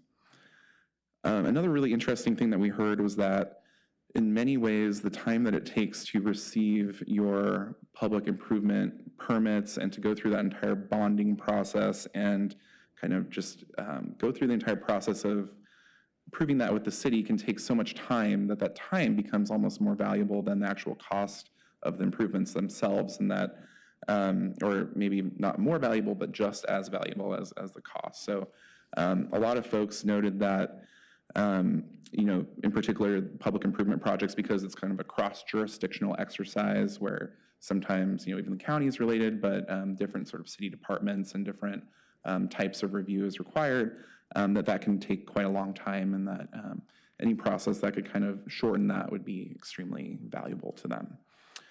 In particular, they noted that some of the other jurisdictions that use a fee in lieu system do allow that fee in lieu to let them kind of expedite the process, and that at least provides some level of certainty for a developer.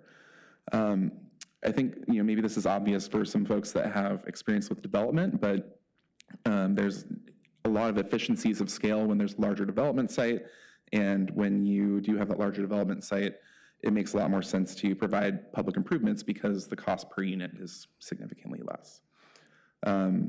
So one person actually said that basically projects of 4 or more units are when sort of they think that it makes financial sense for them to provide these public improvements, so that they don't become too, I guess, onerous or costly on a unit by unit basis. And so, just kind of the last point I would make here is about a fee in lieu system, which we don't currently utilize here at the city, but we heard a lot of comments, I guess, related to this idea, which, these fee in lieu systems would generally allow developers to pay a fee that would let them waive the public improvement requirements that would otherwise be applicable to their property, and then that fee is basically deposited into a citywide fund, and there's no guarantee that it's spent adjacent to that site, but it is used for larger kind of citywide oriented projects. So, a lot of folks, again, they appreciated some sense of certainty that could be accrued through this fee in lieu system, and that sort of predictability is a little bit less concerning because, again, that process of getting the public improvements approved can be long, and a lot of sort of new factors can come into that process, and it is uncertain. So they did like it because it's more simple, and other folks did not appreciate that process at all because they did not see why they would want to pay into an improvement, way across the city when, their particular property is the one supposedly generating an impact due to the density. So different sort of perspectives on fee in lieu systems. We don't really have one right now, but food for thought. Eric, are those fee in lieu systems used even like for like a subdivision? No. Not typically. I mean, I know Clackamas County has a fee in lieu, but it's usually for 1 or 2 lot partition type work, not a subdivision. A subdivision with a public road requirement would have a full public road required. Okay. Yeah, I have not heard of it for subdivision. It's just for these others where it's small. You could do it without the infrastructure. Yeah. Okay. Yeah, a lot of the folks that I talked with for these interviews, some of them were more familiar with land use approval, but most of them just kind of would take a site after it had been partitioned or something like that. So they weren't necessarily as engaged with the subdivision or partitioning process, and were thinking more about, the site and how to develop it as opposed to, working with planning, I guess, to make that happen. So. But is it, the fee in lieu sounded kind of like a system development charge, sort of, since it's not assigned. So none of the jurisdictions that do the fee in lieu assign it to like a project bank for that particular roadway, just saying, well, we just don't want to do it one by one. We want to do it comprehensively. So we're going to set your money aside. When we have enough, we're going to, do the whole thing. It just goes, it's just like an SDC kind of, right? Where they prioritize all the projects and then do them with the funds. Yeah, I didn't look into the details of what Clackamas County does, and I know It's kind of right. It's kind of what they do. I would distinguish it from an SDC in that it's not, SDCs have to go to the increased demand on the overall system that's created by growth, where these are really just to mitigate gaps in existing infrastructure on existing lots. So that's why I would say it's in lieu of installing the infrastructure yourself. You give it to the city and let them put comparable infrastructure in. It's not necessarily related to the idea that you're causing system-wide impacts because of the growing population of their community. It's more like you've got a deficit in your infrastructure and you're just choosing to pay for that deficit as opposed to choosing to put it in yourself. Right. And I do but think it's it not helps, necessarily on that side. Yeah, it helps with the what Eric talked about in terms of the sidewalk to nowhere thing, where if you require it on one lot and it doesn't connect to anything, it just looks weird and seems odd. So it sort of helps with those parts of town where you've got, existing development, but yet there's redevelopment taking place. But there's still no guarantee that that sidewalk That's would ever correct. get built. That's Yeah, correct. It's kind of an odd thing. Okay. If there are any other questions, I'm happy to address them, but this is the portion of the presentation when I hand it over to Erica Rooney to discuss a little bit about the cost estimates of real-world projects that they see in engineering. Second, let's see, how are you doing this? Yeah. Oh, here's with the mouse too. That's what I use. Sorry. I'll just do that. I was looking for the clicker. Okay, thank you, Eric. And I just wanted, this is information that was in your packets, but I want to expand on them a little bit to help put things in context. So we looked at a variety of different examples to just tell the story of what happens here in Lake Oswego. This is, we'll start with this one, which is a 10-lot subdivision off of Waluga. Here we go, yep. Off of Waluga Drive. And just for reference, I've been here for about 14 years now, and I think we have put in only 3 to 4 new streets, short little pieces like this. This might be the 4th one. It's not 6 yet. So we rarely do have subdivisions. Because we used to call them flag lots. Jessica could maybe confirm that for me if needed, but it's not very often that we actually get a new public street because we just don't do subdivisions of this size very often, haven't. There's not a lot of land left for that. So as an example, though, this is one where the full frontage improvements went in, full brand-new street, Park Bluff Place, and it's, got curb, gutter, sidewalk on one side. This is the highest level of improvement and the most extensive public improvements we would require on a development, a full, brand-new, full-width street, complete right-of-way improvement. This is then, but it's rare, like I said. The cost that's shown here at $20,900 per lot does not include sewer and water. As a matter of fact, all of these prices in here do not include the sewer and water improvements. We just wanted to keep those out of it for this conversation, because what varies the most is the street improvements, as you'll see in the different kinds. So these costs, the other thing to be aware of is these costs are not set by us. They are privately obtained by the developer, the contractors. We don't control them, and I can't confirm or deny if those are exactly the right numbers, but they're what they give to us for the bonding process, and so we go with that. But you'll see they're all over the place, and it does depend a lot on the environment they're in. Oop, that was a little too fast, sorry. Oh, sorry. Yep, sorry, I think I've got it. There we go. So here's one in a very urbanized environment right here across from the post office here on 4th. And this was the development of 6 townhomes here, fairly sizable. And what was out there before was a curb, gutter, and sidewalk, very old and small houses. So it was an urban environment, and it was pre-existing infrastructure, but it was required to be updated to meet the downtown overlay district requirements. So wider sidewalks, other amenities in the furnishing zones, things like that. So they had to redo their entire frontage. And in this case, it's ending up at 10,000. So it was a comparative. This one was 20, much more extensive improvements. This is 10. Yeah, but that was a long time ago too, though. This? Yeah. Not that long ago. Well, it was a little bit ago now. Okay, 5 years. Oh, Is that a long time ago? It's long. Well, we know. Well, listen, Yes, we know that's about true. the cost That's inflation in true. construction. That's true. I mean, yes. So it could be more than that. So yes. But yes. This one is Upper Drive. This is what we see, I would say, the most common type of improvement we've done in the last 15 years, which is a 2 or 3 lot partition. In this case, it was a 3-lot partition. It's a little hard to see, but there was an asphalt shoulder here that somebody could have called a pathway, but I wouldn't really call it a pathway because it was literally just a shoulder with a lot of debris, weeds, things like that growing up in it. And it was very heavily vegetated property that was split into 3 lots. And then their improvements required them to put in a stormwater swale to manage the stormwater runoff from their sidewalk that they put in, or excuse me, this is an asphalt pathway over here. This is more typical than the other 2 that we just talked about. So this is, and this is fairly recently, this is about a $7,000 per lot installation. Right way, Sienna Drive. This is different, and it's actually kind of hard to see. Here's the before picture, which is a half-street improvement, just dead ends. It's hard to tell from this picture, but what this developer had to do was, it was a 2-lot partition, and they had to extend this half-street improvement.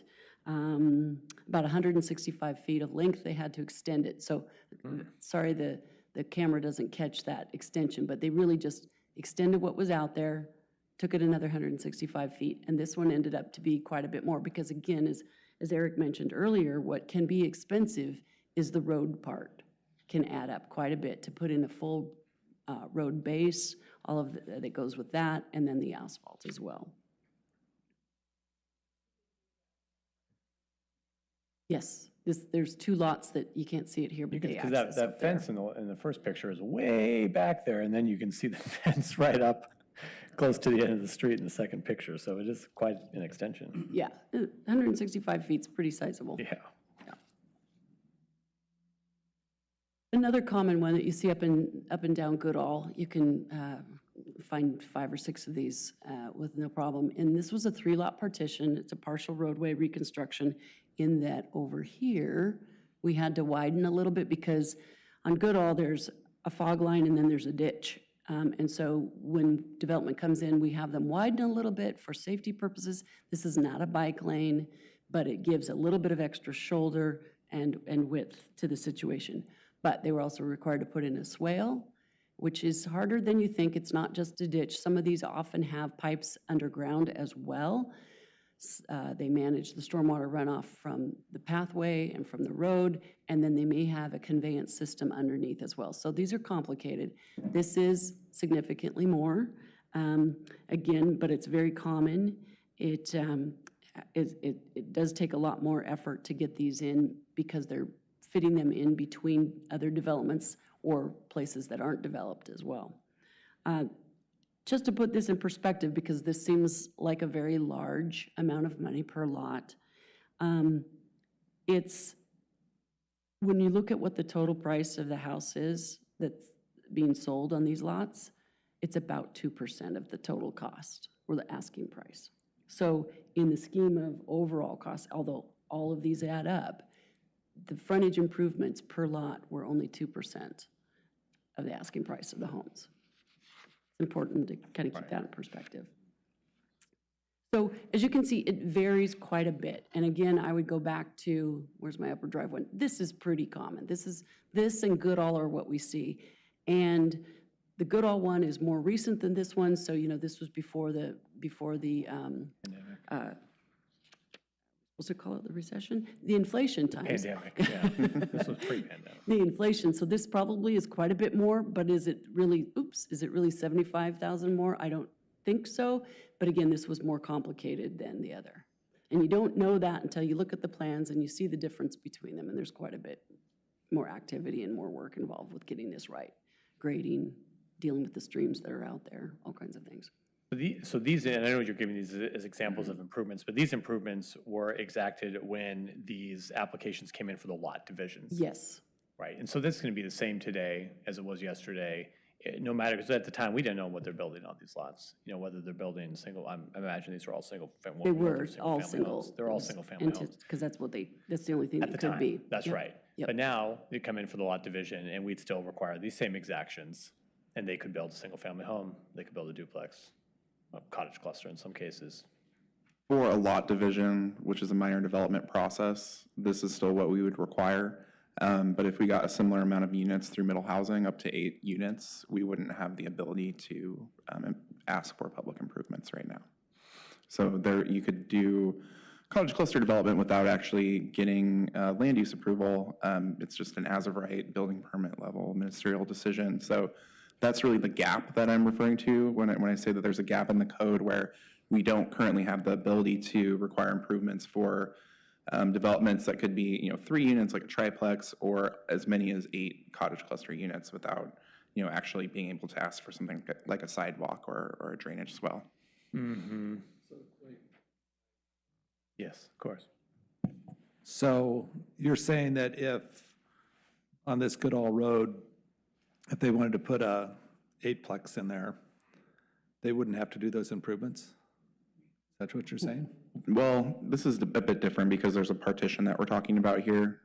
So if you're going to take some other lot in the city that was created, that might be just an easier thing to discuss. But in that instance, you wouldn't be required to provide any mitigation because this is related to a land use approval. It might be a little bit more complicated because we might want to know, we might know in advance when we're looking at the partition that, there would be an 8-unit cottage cluster development on one of the new lots or something. So it would be a little bit different the way that we would look at that. Okay, so it's really kind of just the best comparison in terms of like the 30,000-foot level. All these were done because you split the lots, and it was more than 3, or it was 3 or more. Okay. So you're saying if they put 8 units on one lot, you don't have to do anything, or is it That's, well, again, without having to go through a partition process or a subdivision process, you can develop up to 8 units on any given lot in the city that meets the minimum lot size requirement for that zone and for cottage cluster, so in R75, R10, R15. In those areas, we do not currently have the ability to require public improvements for up to an 8-unit cottage cluster or any size cottage cluster. So then, just so I'm clear, if they didn't partition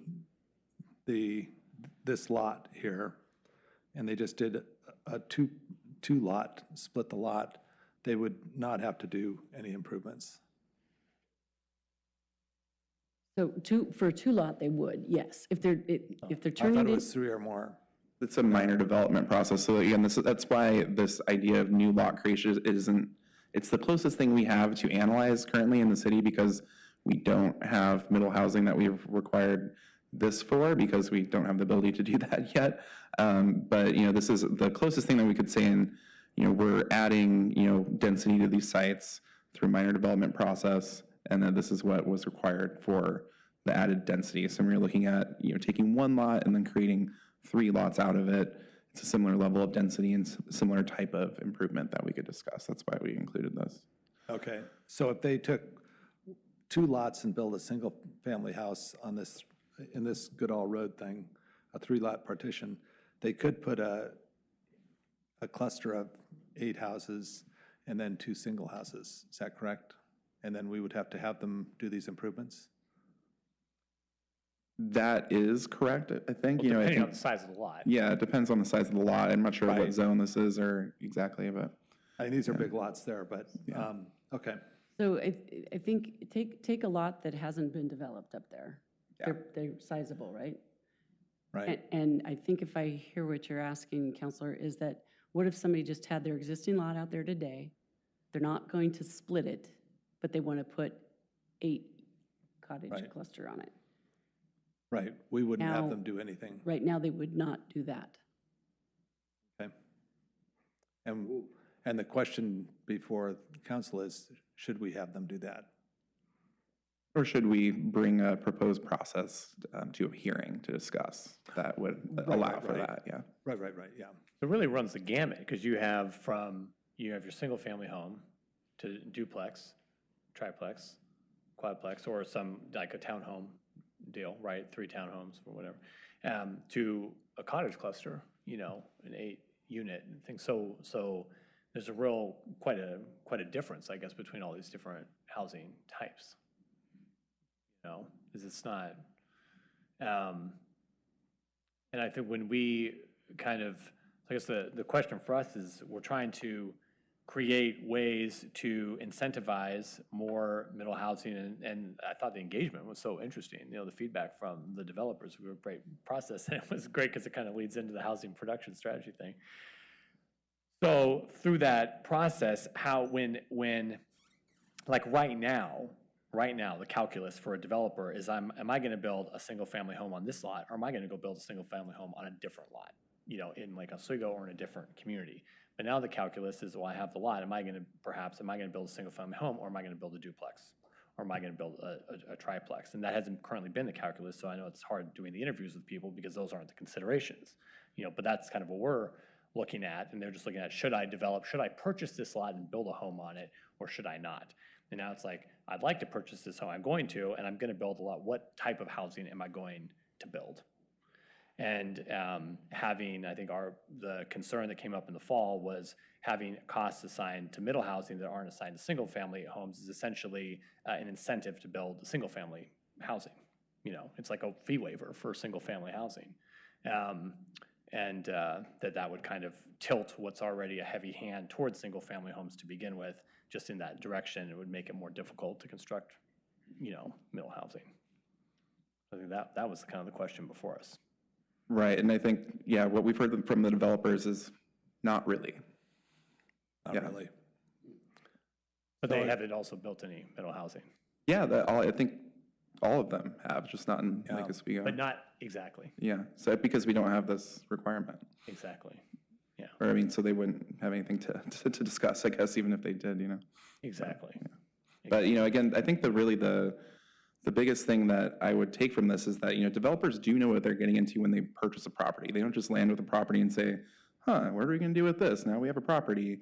They come in and they say, we bought this property. We know that it has sewer connections that are in the road. We know that it has, certain level of infrastructure adjacent to it. So there's a certain expectation that we might have to require a sidewalk or not.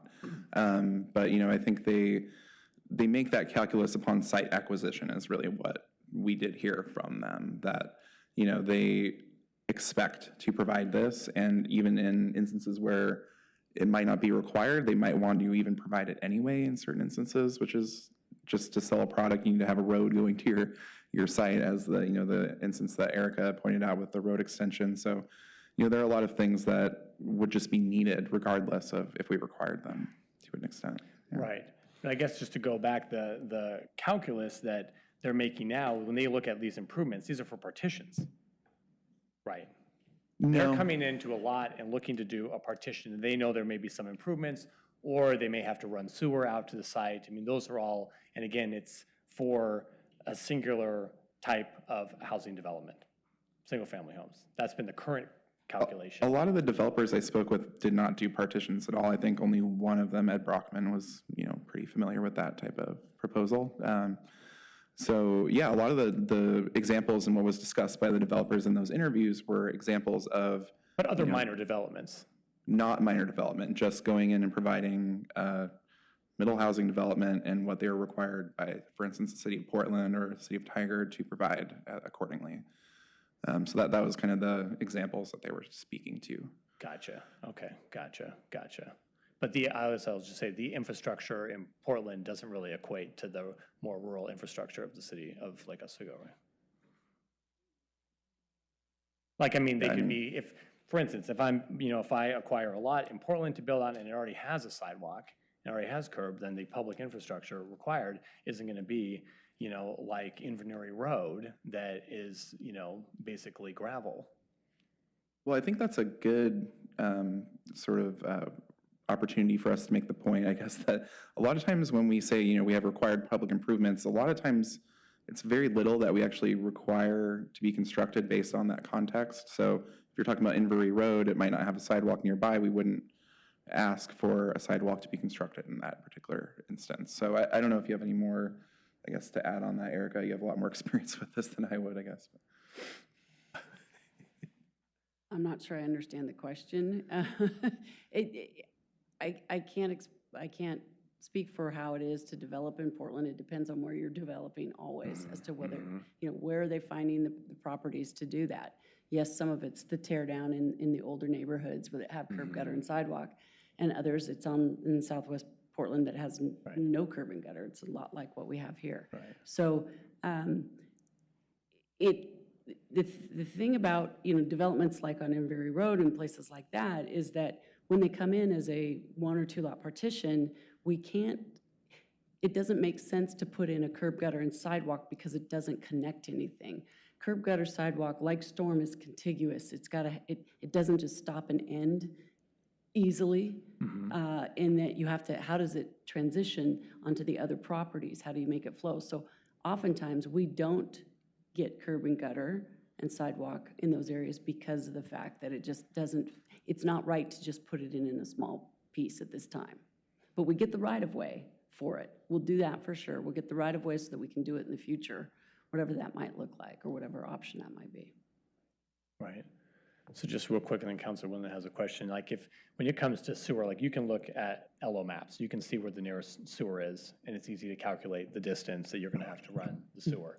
But what certainty does a developer have that when they go in and they're looking at doing a housing, let's say we have exactions that we take with middle housing. They want to do a triplex. They know they're going to have to run the sewer. They're going to have to do that anyway, no matter what they put there. But now there's these additional requirements. If they build a single-family home, they know exactly what they're going to have to do, right? Clear and objective. No, there's no exactions. Current practice, no exactions. So it's easy. I'm going to have to run the sewer, but that's it. Let's assume this site doesn't have sewer already. But middle housing, now what you're proposing is where there's different kind of question marks over the site, right? Maybe you have to put in a pathway depending on the situation, but how would anyone know that in advance? You know, how would, That's the gap that we're trying to close here with direction from council as to what do you want to do? Do you I don't want think to- you're understanding my question. So, because you're telling me that even in places where there isn't a pathway, you're not always going to put one in because it might be in Drury Road. But maybe if you're doing something on Upper Drive, well then, yeah, you know, there's a pathway that you're going to have to connect to or improve, and if it's an area where it's not already improved. So it doesn't seem like whether it's going to depend on what area of town you're doing the development. Yes, it does. And I think the question, though, is are we going to treat these middle housing the same as we treat single-family housing before, which was little to no improvements if there weren't any there already? Or are we going to treat them more like a development where that has impacts, because it's an increase in overall impact? An 8-unit cottage cluster has more impact than a single-family home from a transportation system impact perspective. But I think we have that choice in front of us as to whether or not you want to have them mitigate for that level of impact, or if you want to incentivize them to develop by treating them the same as a single-family home. Do I have that right? So let me ask though the follow-on question, which is, council have the option to require, to raise the base level for single-family homes as well? Because I think we've been treating this as if the only way down is down. I think you all have the option to bring the floor up. Is that correct?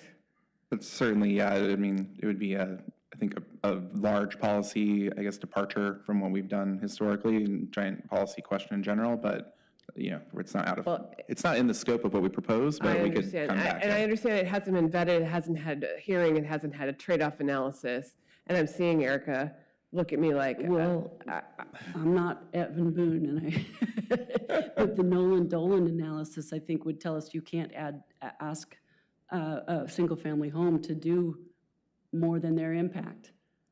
You can waive a larger development, eight-unit development that is larger impact. You could waive them, but I don't think you can bring up and require more of a single-family home to do more than we did before because their impact is zero. It's, you know, it's minimal. Or I think we need to for, check I guess, on is that. Yeah, I mean, I think that there are, you know, schemes that kind of could address that concern and have a proportional scale that starts at single family theoretically, but yeah, you know, I think what we're looking at here is, you know, again, a gap in the city's code. We do not have the ability currently to require these things. There are certain circumstances where they would be appropriate and might not be provided right now. There are other opportunities where, you know, obviously we have this housing production strategy work, and we can talk more about ways that the city could develop a system where there is some type of certainty, or that we can address maybe that time component that seems to be really important to developers when they're looking at middle housing. But yeah, in terms of, you know, I guess treating single family, or I guess requiring something out of single family when we hadn't done that before, you know, I guess I would imagine that that would have a fairly large impact, I guess, on a lot of the sort of customers that we see at the counter, et cetera. So, you know, that's not something that we had looked at, I guess, for this exercise. And, you know, we're really, you know, mostly concerned about, again, just fixing this sort of deficiency in the system that we have right now, where, you know, we want to make sure that when there's density added to a particular area, that there's appropriate sidewalks so that people can get around safely, that we're not allowing this middle housing to be built in, you know, a substandard condition, essentially, that we wouldn't otherwise have allowed for multifamily under our previous process. Okay, Councilwoman, thanks for your patience. I forgot what I was going to ask. It was so long. No, I'm just kidding. Okay, so to be consistent, because we had that discussion about the other part that you brought earlier this year about sort of multi-housing and whatever, where do you remember where we took a couple things off because we wanted everything to non-conforming. In order to be consistent in our codes, would it be better just to say, I mean, is there an advantage for the city really to complicate things? Or are you, when you say there's going to be possible impact on our systems, it's water and sewer, electricity, because you said this does not include water and sewer, is that correct? So that's just a whole separate discussion? This is more about transportation infrastructure. It's not a separate, Right. discussion, So I you- guess, but. Yes. So, and what I'm hearing is that sometimes you need sidewalks, sometimes you don't, because of basically, we're not gonna have, them put in a sidewalk because they have 3 houses there, or maybe a triplex. And part of it is, under our requirements, they still have, if it's zoned for a single-family house, they can put this amount of volume on. If they want to make it a triplex, it's still the same amount of volume, right? Isn't that our code? Right. Whether it's a triplex or a fourplex or an eightplex. So we're not really talking about, we're taking a bigger footprint. It's just probably more people. Is that right? Yeah, And- that's, And that's handled through. More trips. And Yeah. more trips. But I mean, if you have a lot and no one else has a sidewalk, we're not going to make them put a sidewalk in just because they have 8 people, right? Exactly. I mean, what, Right, oh. Why wouldn't we Yeah, make but- everyone dedicate the right of way? Yeah, that's right. Or Right. we might require them to participate in a local improvement district, which is very common. So if we don't require them to actually construct those improvements because it doesn't make sense at this time, then they'll have to record an LID waiver that they will participate in future improvements when it becomes feasible. but does everyone else on the street have to do that as well?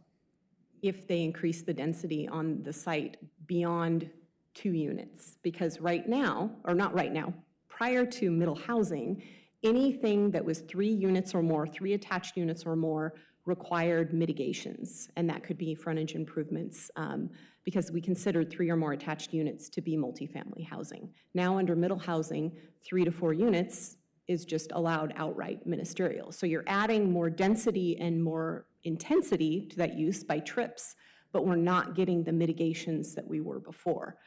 Now, our old policy, and our proposal was to maintain this for single family and duplex. We would not require mitigations as we did before. So it'd just be keeping the same policy that we had before. I mean, to keep things simple, is there a huge downside for just keeping it all the same? You mean adding single family? Yeah, as single family? Well, I think there's some legal issues there that I'm maybe not prepared to talk about. I would just really briefly point out that would have, I think we could very much assume that would have a cooling effect on single-family housing development. So I'm not sure whether or not that's what we're intending to do, but that would be another barrier that we'd be adding to single-family housing development where, if we're trying to promote all different types of housing, that might at least be a barrier for that one type of housing that did not exist prior that we'd be introducing. But we could certainly look into that, and if you had a public hearing on this, that could be something I believe that could be added to that if the council so chose to do. But I think we would need to look into that a little bit more and report back. But if the council will, I mean, if it's just if he's asking about, if it's just a right-of-way dedication and like LID waiver of remonstrance, That doesn't cost chill any money, single-family really. housing? Well, we still have to do Nolan Dolan findings. Right, It's I still mean, a- like, setting that aside, Right, it depends really on have what that. we're asking for single-family Right. It depends on housing, what yeah. we're asking. I mean, I'm fine with that because it's not really a cost factor, right? To do the LID or the LDI, LID, Will be someday. a lid, right?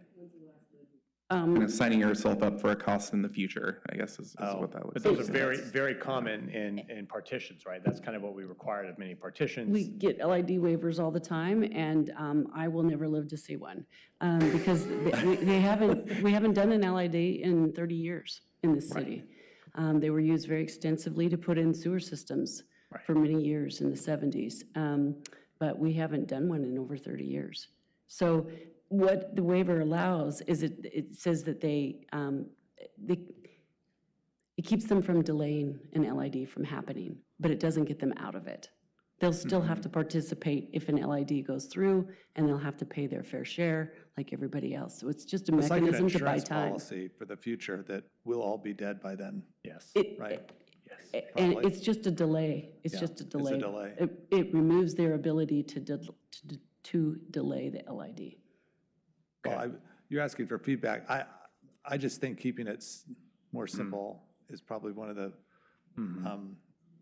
of my primary objectives. I guess, just an aside comment, I read through all the comments. I thought that was extremely interesting to read the notes from the developers. That was extremely helpful. So when you do those things, and I agree with the concepts that you got out of it, and I just wanted, while you didn't pat yourself on the back well enough, I thought the general theme was Elo is great to work with, was well earned. So I just wanted to, because I've not heard that comment from anyone in other jurisdictions, and I won't say which jurisdictions those are, but hats off to all of you. I think if we're trying to get some incentive for middle housing, I still want a sort of a level playing field for single family and multi-level. I mean, and whatever we need to do that's in our best interests, if that gives you enough guidance. Because the one thing that I also saw in that whole analysis of what they said was affordability is important right now because the cost of money is a factor. It's just more expensive to do things in the environment. Timing has to be faster. We've got to cut through red tape, and we're hearing that from the state, so they're probably going to tell us how to do it anyway, but I mean, I hope not. And that there's kind of a risky environment out there, and probably will be for the foreseeable future based on interest rates and things. I mean, we're going to have to make a pretty big adjustment to that. So my feedback is to keep it so that you guys can administer it easily, efficiently, and not add any more time frame on to the development process. And you're the experts on how to do that. But that would be my feedback. And our proposal that we brought forward is designed to do exactly that, and simply apply our longstanding process to ministerial as opposed to just the minor development. Councilor Verdict, we can make you wait longer because you have a better memory than Councilor Winland. I was just kind of thinking, one of the points that was, I believe that you mentioned was at 4 or more, it makes sense. Financially. Financially, yes. And so I think for me, I'm almost like willing to leave things for the single family through the quad when it's, again, because we're looking at the same size. But when you start getting into the cottage cluster, where you start getting more than 4, then put in some of these requirements. So that's kind of how I'm leaning right now. Councilor Afghan. Mr. Mayor, I have a procedural question. Are we asking questions or are we giving feedback, or both? Both. Both. I have a question and a feedback. Based on what I've read and based on your presentation, our requirements are situational. Not every single time we say you must have all of these, but depending on where the development is, where the number of units are, and whether they're going to be public roads or not, we're flexible with the requirements. Did I hear that correctly? No, the requirements are similar, the prices vary. The cost varies significantly depending on the location, but a 3-lot partition on Goodall will have the same requirements as a 3-lot partition on Upper. What about Invery? Yes. Oh, yes. Okay, the same. Oh. But if Goodall, we're making an example, if Goodall has a sidewalk and Upper doesn't have a sidewalk, the price will be different. Are we going to require Upper to have sidewalk if there is no sidewalk there? It depends. There's so many things that it plays into. I mean, we also look at the transportation system plan to see if there's a planned pathway there. And if they're the first ones in to develop and nobody's put in any pathway, then Goodall's is a good example. We have done that in pieces. It has worked up there. It doesn't work everywhere to do that. Putting in curb and gutter doesn't work everywhere if you don't have it started already. We will, at the very least, exact right-of-way so that the improvements can be done someday, and probably an LID waiver, excuse me. That's the bare minimum. But if we can get the improvements put in, if it will work in those physical conditions, we would do it. Okay. Yes, the path, the separated path and the swale, that kind of thing. Thank you. Yes. So it does vary, yes. but the amount of improvement that a 3-lot partition would have to do on Goodall is the same as somebody on Upper. What varies is their total frontage length, their terrain, their drainage. It varies site by site. That's why those prices or those costs are all over the board. Got it. Yeah. My feedback is, my opinion is that we have to be consistent across all developments, whether they're affordable housing, middle housing, or single dueling, or government-owned, privately owned developers. We have to be consistent with our requirements. And if that's a gap we have right now, we should close it sooner than later. And every development should carry their own weight. So if we have to put a swell over here to have them dispose of their rain drain, that's what has to be done. So I'm not in favor of having regulatory exceptions for affordable housing or middle housing or any other housing. If we want to incentivize those development, then we should talk to the developers and find out how can we provide incentives for them financially where it makes sense for them. But regulatory exceptions, I'm not for that. I'm for making it all consistent. Thank you. Thank you, Councilor. Just to, I guess, speak to something that City Engineer Rooney had mentioned and had been brought up in conversation, the TSP does have, it does allow developers to have some sense of what would be provided or what would need to be provided on the site. Again, developers do know that if there's no infrastructure on the site, they might need to provide something. If they see a sidewalk adjacent to that, they might think this might be required. It's not this black box, and we have, as consistent of a process as we could possibly have while still allowing for that difference in context. And we don't want to be so blunt as to say you have to do this for every site. We don't care what's going on. So it's really important to strike that balance. And I think another thing I would just mention is that we do have this legal concept of proportionality that we really have to, or that we've really attempted to, I guess, address with what we're proposing. So the idea is not necessarily to treat middle housing differently, but to just, based on the amount of density, look at the transportation infrastructure impacts that we would expect as a result of that density and or maybe not infrastructure impacts, but, site-specific frontage impacts, and what would be required, what's deficient there, what, would need to be brought up to standard. So again, a lot of what is leading this is that, we wouldn't want middle housing to come in and be subject to a lower standard and have a lack of safety, a lack of pathways. Transportation infrastructure does provide that safety. Roadways that are more designed do provide sort of some sense of livability, type of amenities and access that people, associate with middle housing and climate-friendly sort of areas and that type of development. So that's kind of our thinking here, is that this is where this type of infrastructure would be appropriate, is for developments that do add this density. So, I think that's another thing, we want it to be proportional, and that's the concept that we're bringing forward, would be proportional based on the number of units. Thank you. As consistent as possible within that sort of, those variables, I guess. Councilor Boop. Thank you for your work. I was very happy to read your report, but I don't know, like, what is our goal? Do we want to have more housing? Do we want to have, housing affordability?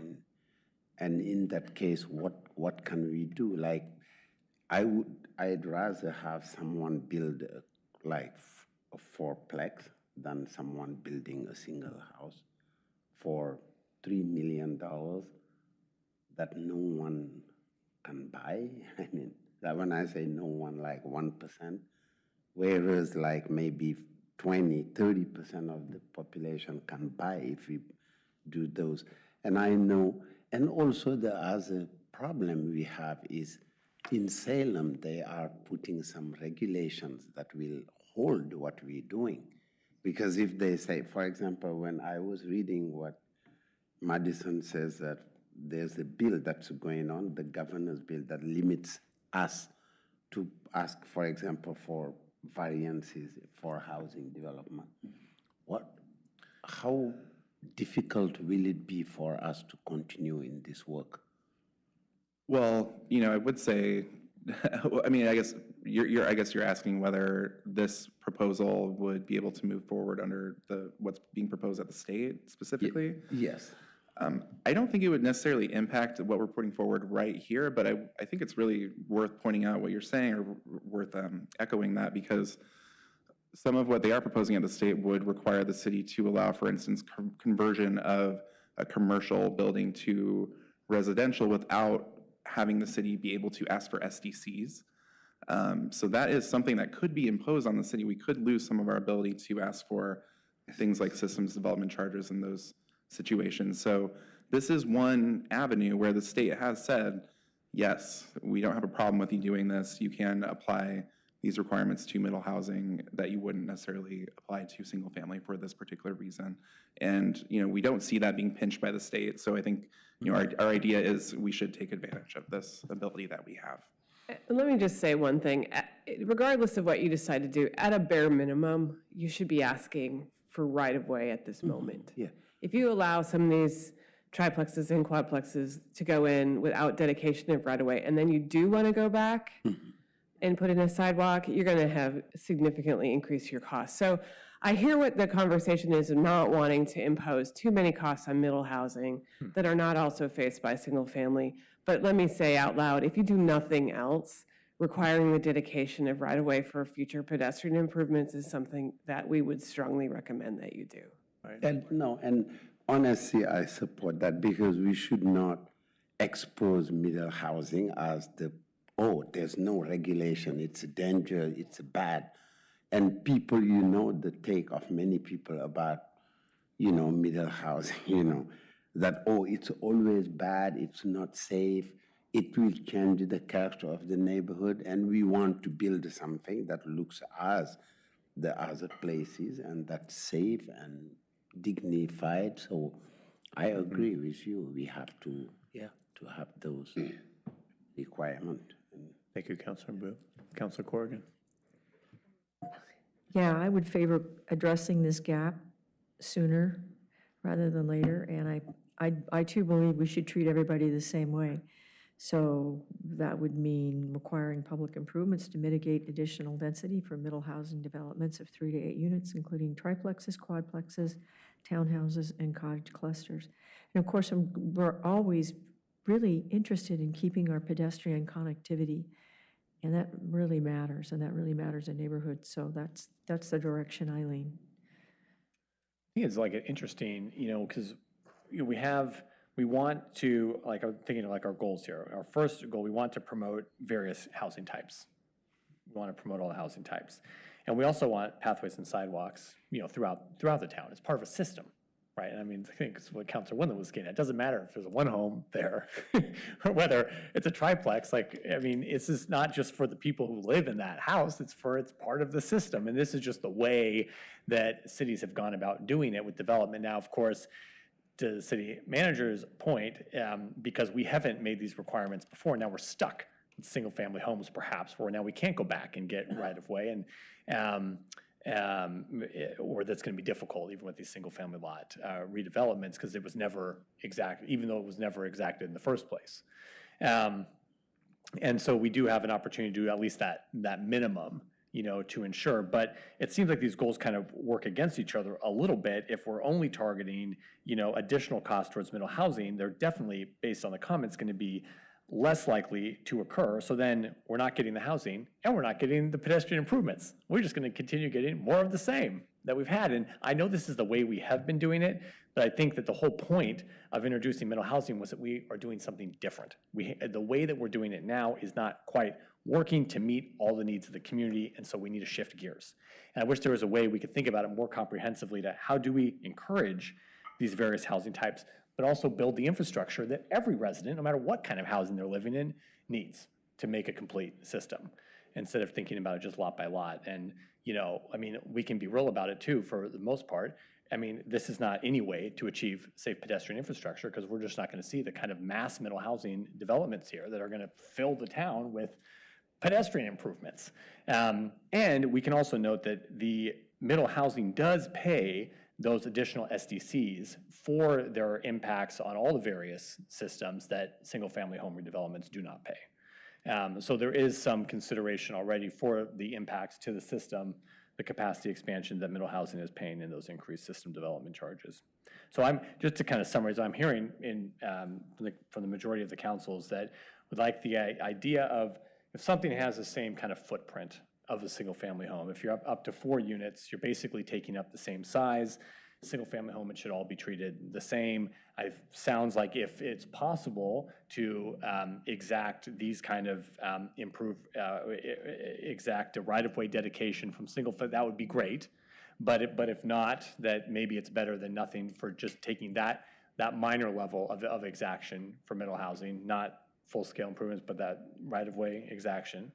But that if it's more dense than that single, if it's I think this is limited to really a cottage cluster development. What's that? Well, maybe townhome, but not if they were more than a. Townhomes are generally, if it's middle housing, it would be a 4-unit townhouse. Yeah, so if it's anything that's just the same as a house, it's just being shared by more units, because obviously there's community benefit to that. I mean, we see benefit in providing that, and so.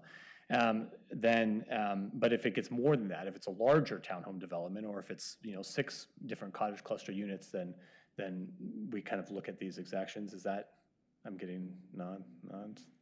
Is that kind of, Councilor Afghan has a. Generally, yes, but I think we're making some assumptions that if the footprint of the house and the middle housing is the same, then everything is the same. But if we're looking at 4 units versus 1 unit, then how many number of cars are there going to be? How many occupants are going to be? How does that impact the transportation? How does that impact the safety of that neighborhood?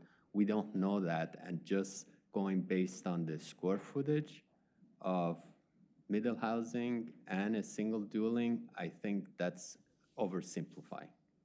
Well, but you can never know. I mean, honestly, you could have 4 units, and each person has 1 car, and you could have 1 house, and they have 8 cars. So.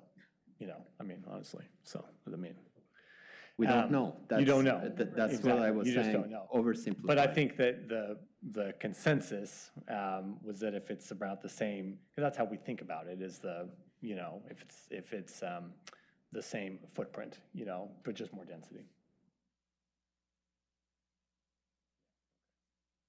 Well, I think we're still kind of left with that issue of proportionality, because the trip gen is not based on the size of a structure necessarily so much as the number of units in it, and that's what we're looking at. And I think that's kind of the issue that I'm having a difficult time thinking of how we would argue that this is that meets this proportionality test if we just kind of use that as a concept, I guess. So I guess that's just one comment. Another thing I would just mention is that you're correct that this isn't going to provide citywide, pathway infrastructure that's safe, but it can provide it for a site. In certain situations, that's going to be very important, especially when you're talking about 4 different units that can contain families that are living on this one property, where it could be a hazardous sort of road condition that could be mitigated by the provision of a pathway or something that we do not have the ability to ask for right now. So that's more what we're speaking of when we talk about safety, less that citywide system and more just what's in front of this particular house and can they get to Zupan safely, and that's kind of more of what more of what I was referencing when I was talking about safety. Well, are we gonna? I think we should bring this back for. We are going to bring this back for a hearing. Well, it depends on what we What bring do you back, want I us to guess. say? I think that's why they're here is. We're hearing that we don't, I mean, we understand that the way of the past was this proportionality with the density. But what I'm hearing from the council, want to do it differently. We're not trying to put additional requirements. I'm hearing that from on middle some of housing. you, but not from all of you. And I think that's the challenge for staff, is what we don't want to do is bring another one like we did for the nonconformities and then find out that that wasn't where the majority of you were. I hear 2 or 3 of you suggesting, yeah, that we want to not have higher standards, but I hear a couple of you saying you want the original staff proposal, frankly. So I really do need some resolution with where you're headed. And I think I understand the debate to be about what's a reasonable thing to require of these missing middle types. And I think that you are in the right space in terms of the policy dilemma, which is you've got on the one hand a set of objectives around making these housing types feasible, but on the other hand you have the impacts of what happens if you put a larger number of people into the same general of density, the impacts that come with density. And so I think that's what we have been wrestling with all along. And, you all know that my bias would be we would require these improvements from every development, including single family, but I take the point of the Nolan Dolan test. And if you have a single family house there already that's being replaced by another single family house, you don't have any higher impacts. So I guess before we bring an ordinance back to you, we need to know what you wanted to say. I think what we've been, and one of our council goals is to create more certainty and a smoother process, around development. And if you come in and you don't really know, yes, I mean, again, those basic, there's the basic infrastructure, but around transportation, if it's kind of site dependent and it varies on maybe there's a right-of-way dedication, I mean, that would be the minimum, but maybe there's an improvement you make and the type of improvement is going to be contextual. It seems like in this space where we're already hearing what the feedback we got from developers, there's lots of question marks around middle housing in the Lake Oswego market. And that if we add this, to me, I feel like it's just adding another question mark. It's like, well, what are exactly the improvements going to be? It's not going to be, I know exactly at the time of the application what needs to be made. And for me, the impact of this is going to just, it is going to chill the development of middle housing. And again, I mean, that's just, if we're trying to create different housing types, that we got to providing a cost to middle housing that is not incurred by single family housing, it's on the same site, is an incentive for single family housing. It is. It's like an SDC waiver for single family homes. So I think that it's what we've done before, but the goal is different housing types. The goal is more density, while there is an increased impact on the transportation system, perhaps, then, but there's other benefit to it in reaching these other community goals in terms of diversity of housing types, in terms of housing that's more affordable, and in terms of meeting something perhaps out there in the market that's not currently being met. But we're at this time, especially, where it's kind of untested, we don't see the developments coming in, that just adding additional complexity and unknowns to it is gonna, it's just not gonna happen. Those are my thoughts. Councilor Afghan. Mr. Mayor, I am for affordable housing. I am for middle housing. I am not for adding projects to our unfunded bucket.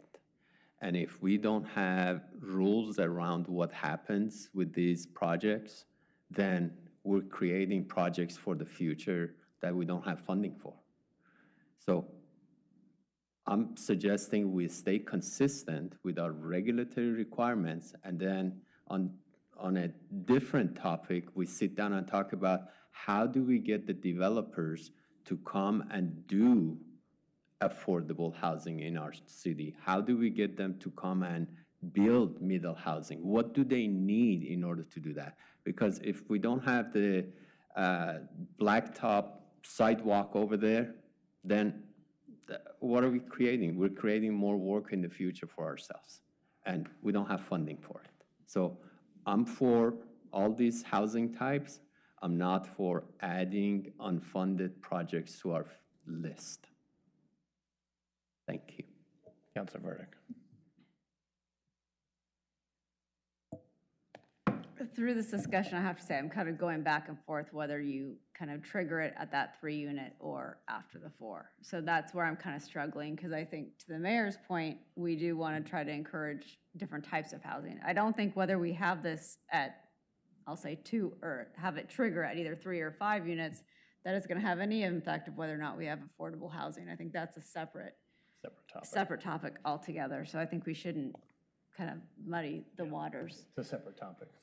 in terms of that. But that's kind of where I'm struggling. And so I guess one of my questions would be to you from a implementation standpoint, from a staff perspective, what is it kind of being triggered at 3 that makes the most sense? Or does it matter whether it's 3 or 5? I mean, we have, years and perhaps decades of staff reports where we've written, Nolan Dolan analysis where we've made an argument that there is a trip generation of 3 units creates a need for public improvements. There's a huge precedent for this. So, it's certainly, what we're proposing would essentially codify that process and allow us to have a similar sort of proportionality analysis applied at that ministerial stage, and it is the one that we're most familiar with, absolutely.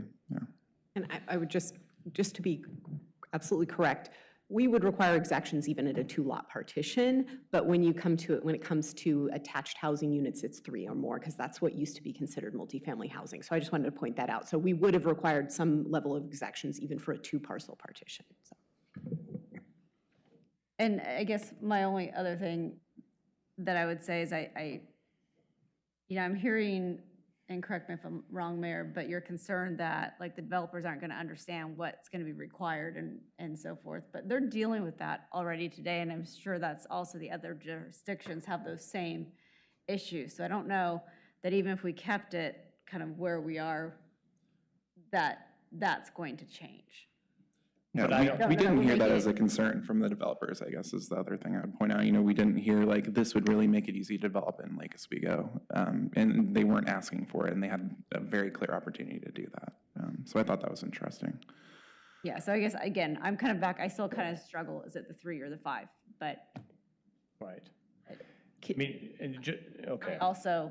But just piggybacking on what you were saying, though, I think that you're right, that this is a similar thing that they would expect for other jurisdictions, and they aren't talking about this as being, Lake Oswego is, adding this, compared to the neighboring jurisdiction. Again, I could tell you how many times I've heard the word demolition tax when we're having this conversation. Not all jurisdictions have that, but they see this as relatively necessary and standard, I think, to a degree. I'm going to go out on a limb here, but I think I'm going to be, to put it in perspective as to, they won't know what to expect. If they've developed here, they know what to expect. It's going to be the same thing. If this was a 1-lot partition, a 1-lot, and they came in with a cottage cluster of 8, and we, could do the Dolan analysis to say, yes, you have to dedicate right-of-way and you need to do frontage improvements, that's what they're going to build. They're not going to build anything they haven't seen before, so I don't think that they're going to be surprised at what we're going to ask for them. We're not going to ask now for gold-plated this or that, or put in 18 street lights, even though you've got a frontage of 100 feet. What gets asked for will be the same as what they've seen before in multi-lot developments. So it's not, it shouldn't be that shocking. The nuances, the small details of it, is it 10 feet or is it 8 feet? Is it, how do we transition here at the end? What about the stormwater? That's going to be the nuances that we deal with, but they'll know that on Goodall, that's what we're going to ask for. I don't think that will come as a surprise. Yeah, I guess, I appreciate that, Director Renee. I think if you have what I heard in those interviews, there's questions as to like the marketability, right? So there seems like there's already some questions about whether or not middle housing is really the appropriate housing type. Is that correct? I think they just thought it was more appropriate in certain areas than others, yeah. And I saw they were more concerned about like walkable amenities. I mean, the market type is in question because those market types are more successful in places where you can walk to a grocery store or a restaurant. Yeah, First Edition, Old Town, other places. So I didn't read this to say that the infrastructure improvements would be a barrier. It's more of, do we have enough available developable property in the places where it would be an attractive housing type. Right, and obviously it's more than just this. I mean, we have right now, there's lots close in, I've talked to the city manager about it, close in to the Lake Grove Town Center that, next to multifamily housing that is being, redeveloped with single-family housing. These are the sites that these developers would say are the ideal middle-family housing sites, but yet they're still not being developed, with middle housing. So there's much more to it. I mean, and we're just focused in on this one narrow part of the conversation. And just to clarify, when I talk about affordable housing, I'm not talking about secured affordable housing. I'm just saying that middle housing is more affordable than single-family housing. Well, I think we have to be really intelligent about how we use these words, because we as the leaders, because people throw them around, and when I just say it's more affordable than one large unit, sharing the cost of that land with 4 units makes each unit more affordable. I'm not talking about secured affordable housing for people making a certain amount, it's just more affordable. 800,000 is more affordable than 1.2 million, right? Yes, well, or the going rate, yes, Yeah. for a new home. And Go ahead. And that's why I honestly think we should do what we should allow those requirements, because to the developers, I mean, you have a lot. You put 8 houses, it's more expensive than having the thing, so they're making money also, and it's not affordable at all. That's where I have a problem with this legislature, with what we call, because having more unit doesn't mean that it's more affordable than, like, to who? If you put townhomes that cost $800,000, you put 4 of them, it's $3 million. 3.2 million. If you put one single home, it's $3 million.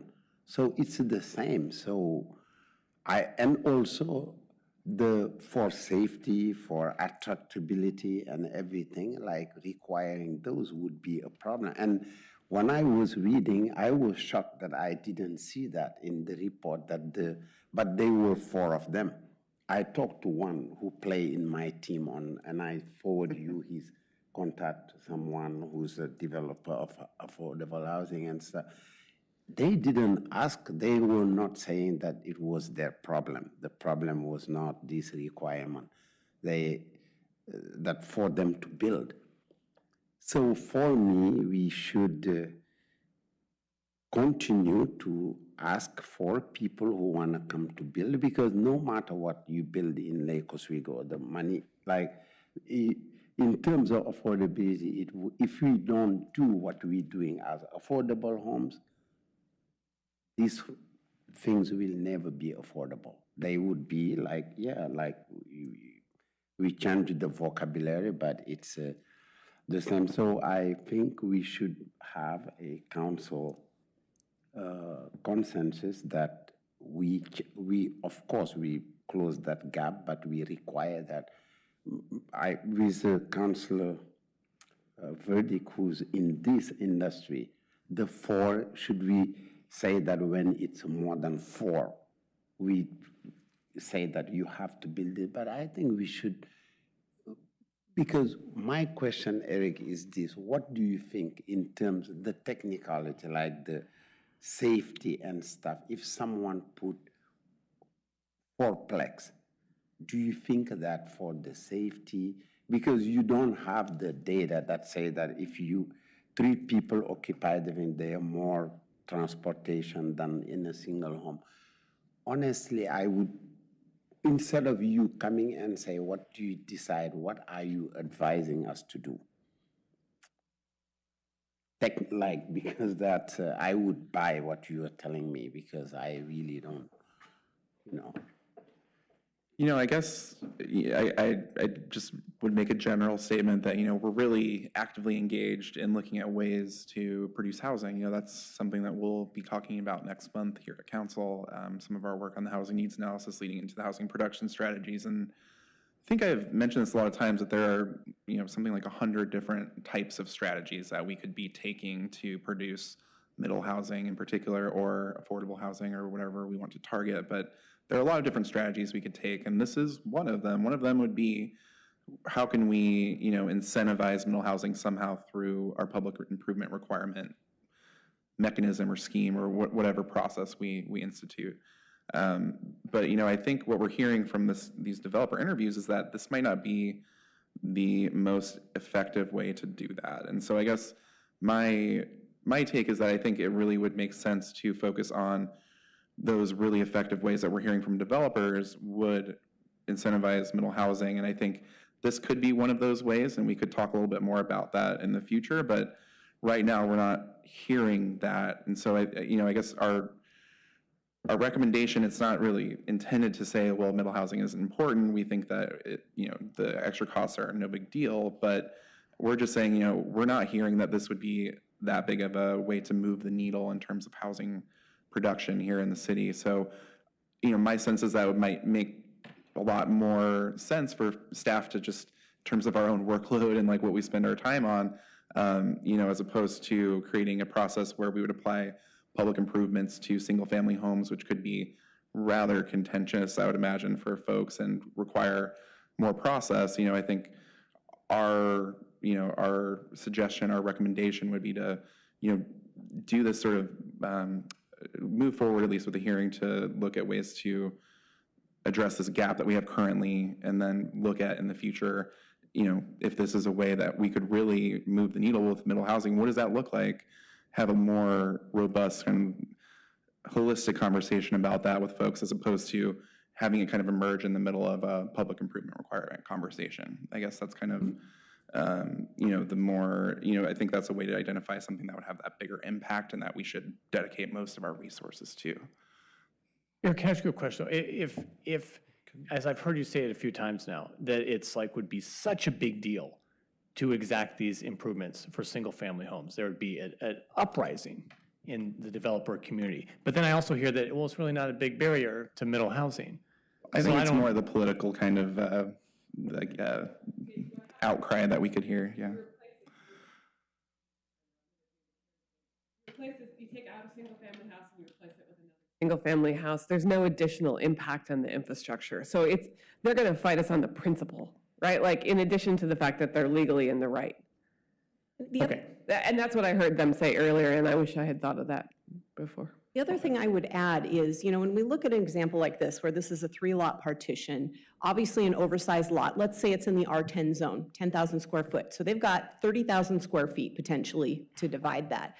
When you're talking about middle housing on an existing lot of record, let's say it's in an R10 zone, it's 10,000 square feet.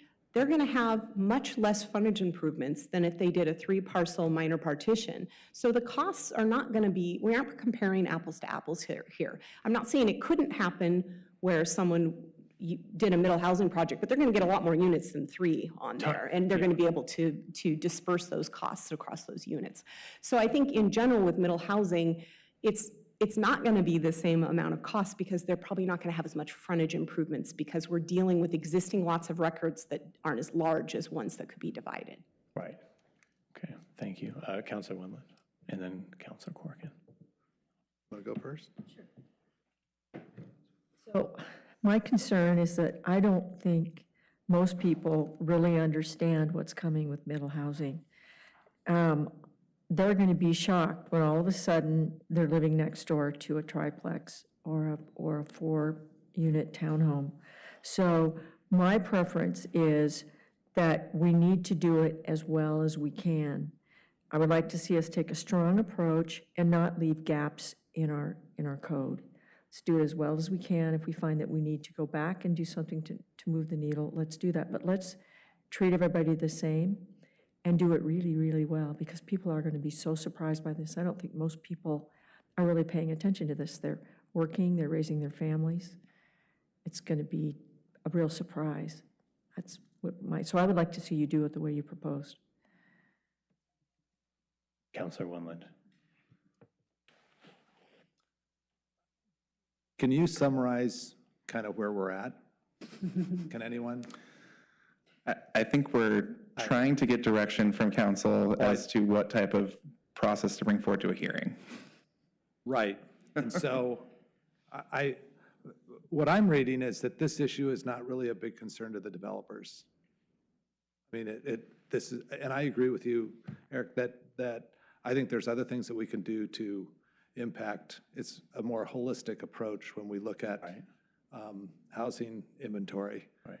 Because we don't even have the study to find out how many we're supposed to make, right? How many housing units we're supposed to, I mean, we're going to inventory, and then do we know?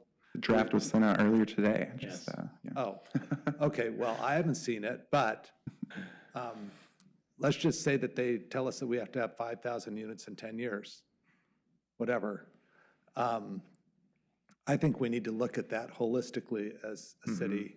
And I would almost say that based on our conversation, maybe it's not a very clear conversation, but I think this is a loophole that you just need to tell us how you want to fill.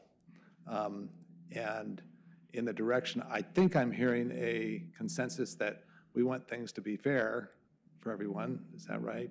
And that we want to ensure that we keep things efficient and do our best way to not impact the process that slows things down. And so, I mean, you know, I kind of like if you're already under the 3+, is that what we already do? We already have that, continue that, and fill in the gap? Does that make sense? Is that all right? I mean, does that summarize? I mean, and to Mayor Buck's point, I mean, we have to give some incentives along, but I don't think this is one where this is not a make or break deal. We're gonna have to. Well, it's a tough conversation because, I mean, it is. There's no one incentive that we're gonna provide. No, but I don't think this is. Unless we're paying them to do it. Right, but if you're having the developers tell us basically that they don't really think this is much of a issue, their issues, from what I read, is it's new, it's different, and it's risky, because on a single house, they know what they're doing, they're building it, boom, it's up, and they can sell it, and then they turn it. Bigger multiplex projects are going to be more kind of explorative in Lake Oswego, certainly, because we haven't really done many. And more importantly, it's going to be, they're still going to pencil it out. And I still think single housing, $3 million houses are going to be probably the replacement of because they have to buy a house now for $800,000 or $900,000 that they knock down. So they have to make it a $2.5 million house to pencil it out. It's unfortunate reality, but that's just market demand. And we're not going to force them to do a 3-plex or a 4-plex or a 5-plex. So anyway, I guess if that's enough direction. We have an executive session after this, and we have no dinner. Councilor Raff has comment, I'm question. gonna wrap it up. Good. This is ridiculous. Yeah, that was funny. First of all, Rachel said a great point. We can come back and change this if we need to. Okay, so let's remember that. 2, I think you got plenty of consensus of where to go. If there are outliers, let's let the democratic process play out, right? So I think if I speak for everybody, I think you always speak for yourself. Do you have any comments on the process? That was it. I think we feel So like where I think you're headed is we're going to bring back the proposal that we brought you in October. Yeah.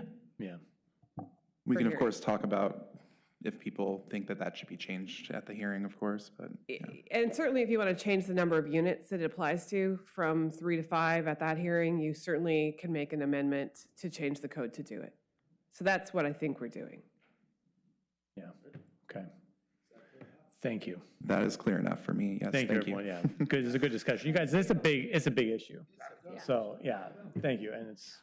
I have a request. Could you send that proposal to the 2 new counselors so we have it ahead of time? It is, thank you. And there should be a report that explains it a little bit too in the packet. But yeah, I mean, also, we'll have a lot more opportunities to talk about these types of developer conversations in the future, so I'm looking forward to hearing what more they have Thank you to for say. doing the outreach, and those were really good interviews. It was really helpful information. And I ask make a request that if we do the next one or whatever, can we have a holistic education thing of where we're at? I think we should bring you, next time we bring you the housing production or the housing needs analysis, we should bring you sort of a global conversation of where we are. I also, to the mayor's point, we've had some conversation with the home builders about maybe doing a little developer panel about what would it take to incent middle housing. These interviews are a great place to start in terms of thinking about the types of questions, because many of these developers are building middle housing in other jurisdictions. So there are definitely forces in Lake Oswego that are incenting them to continue to build single family. And we should hear what they are. It may be land value. That might be the number one issue. And of course, we don't have a lot of control over that. Right. So. Yeah. We actually have those scoped for our consultant to even help out with that too. So. Great. Okay. Thank you. Thank you all very much. Okay, does anyone have any information to share before we go into our executive session? Martha? Okay.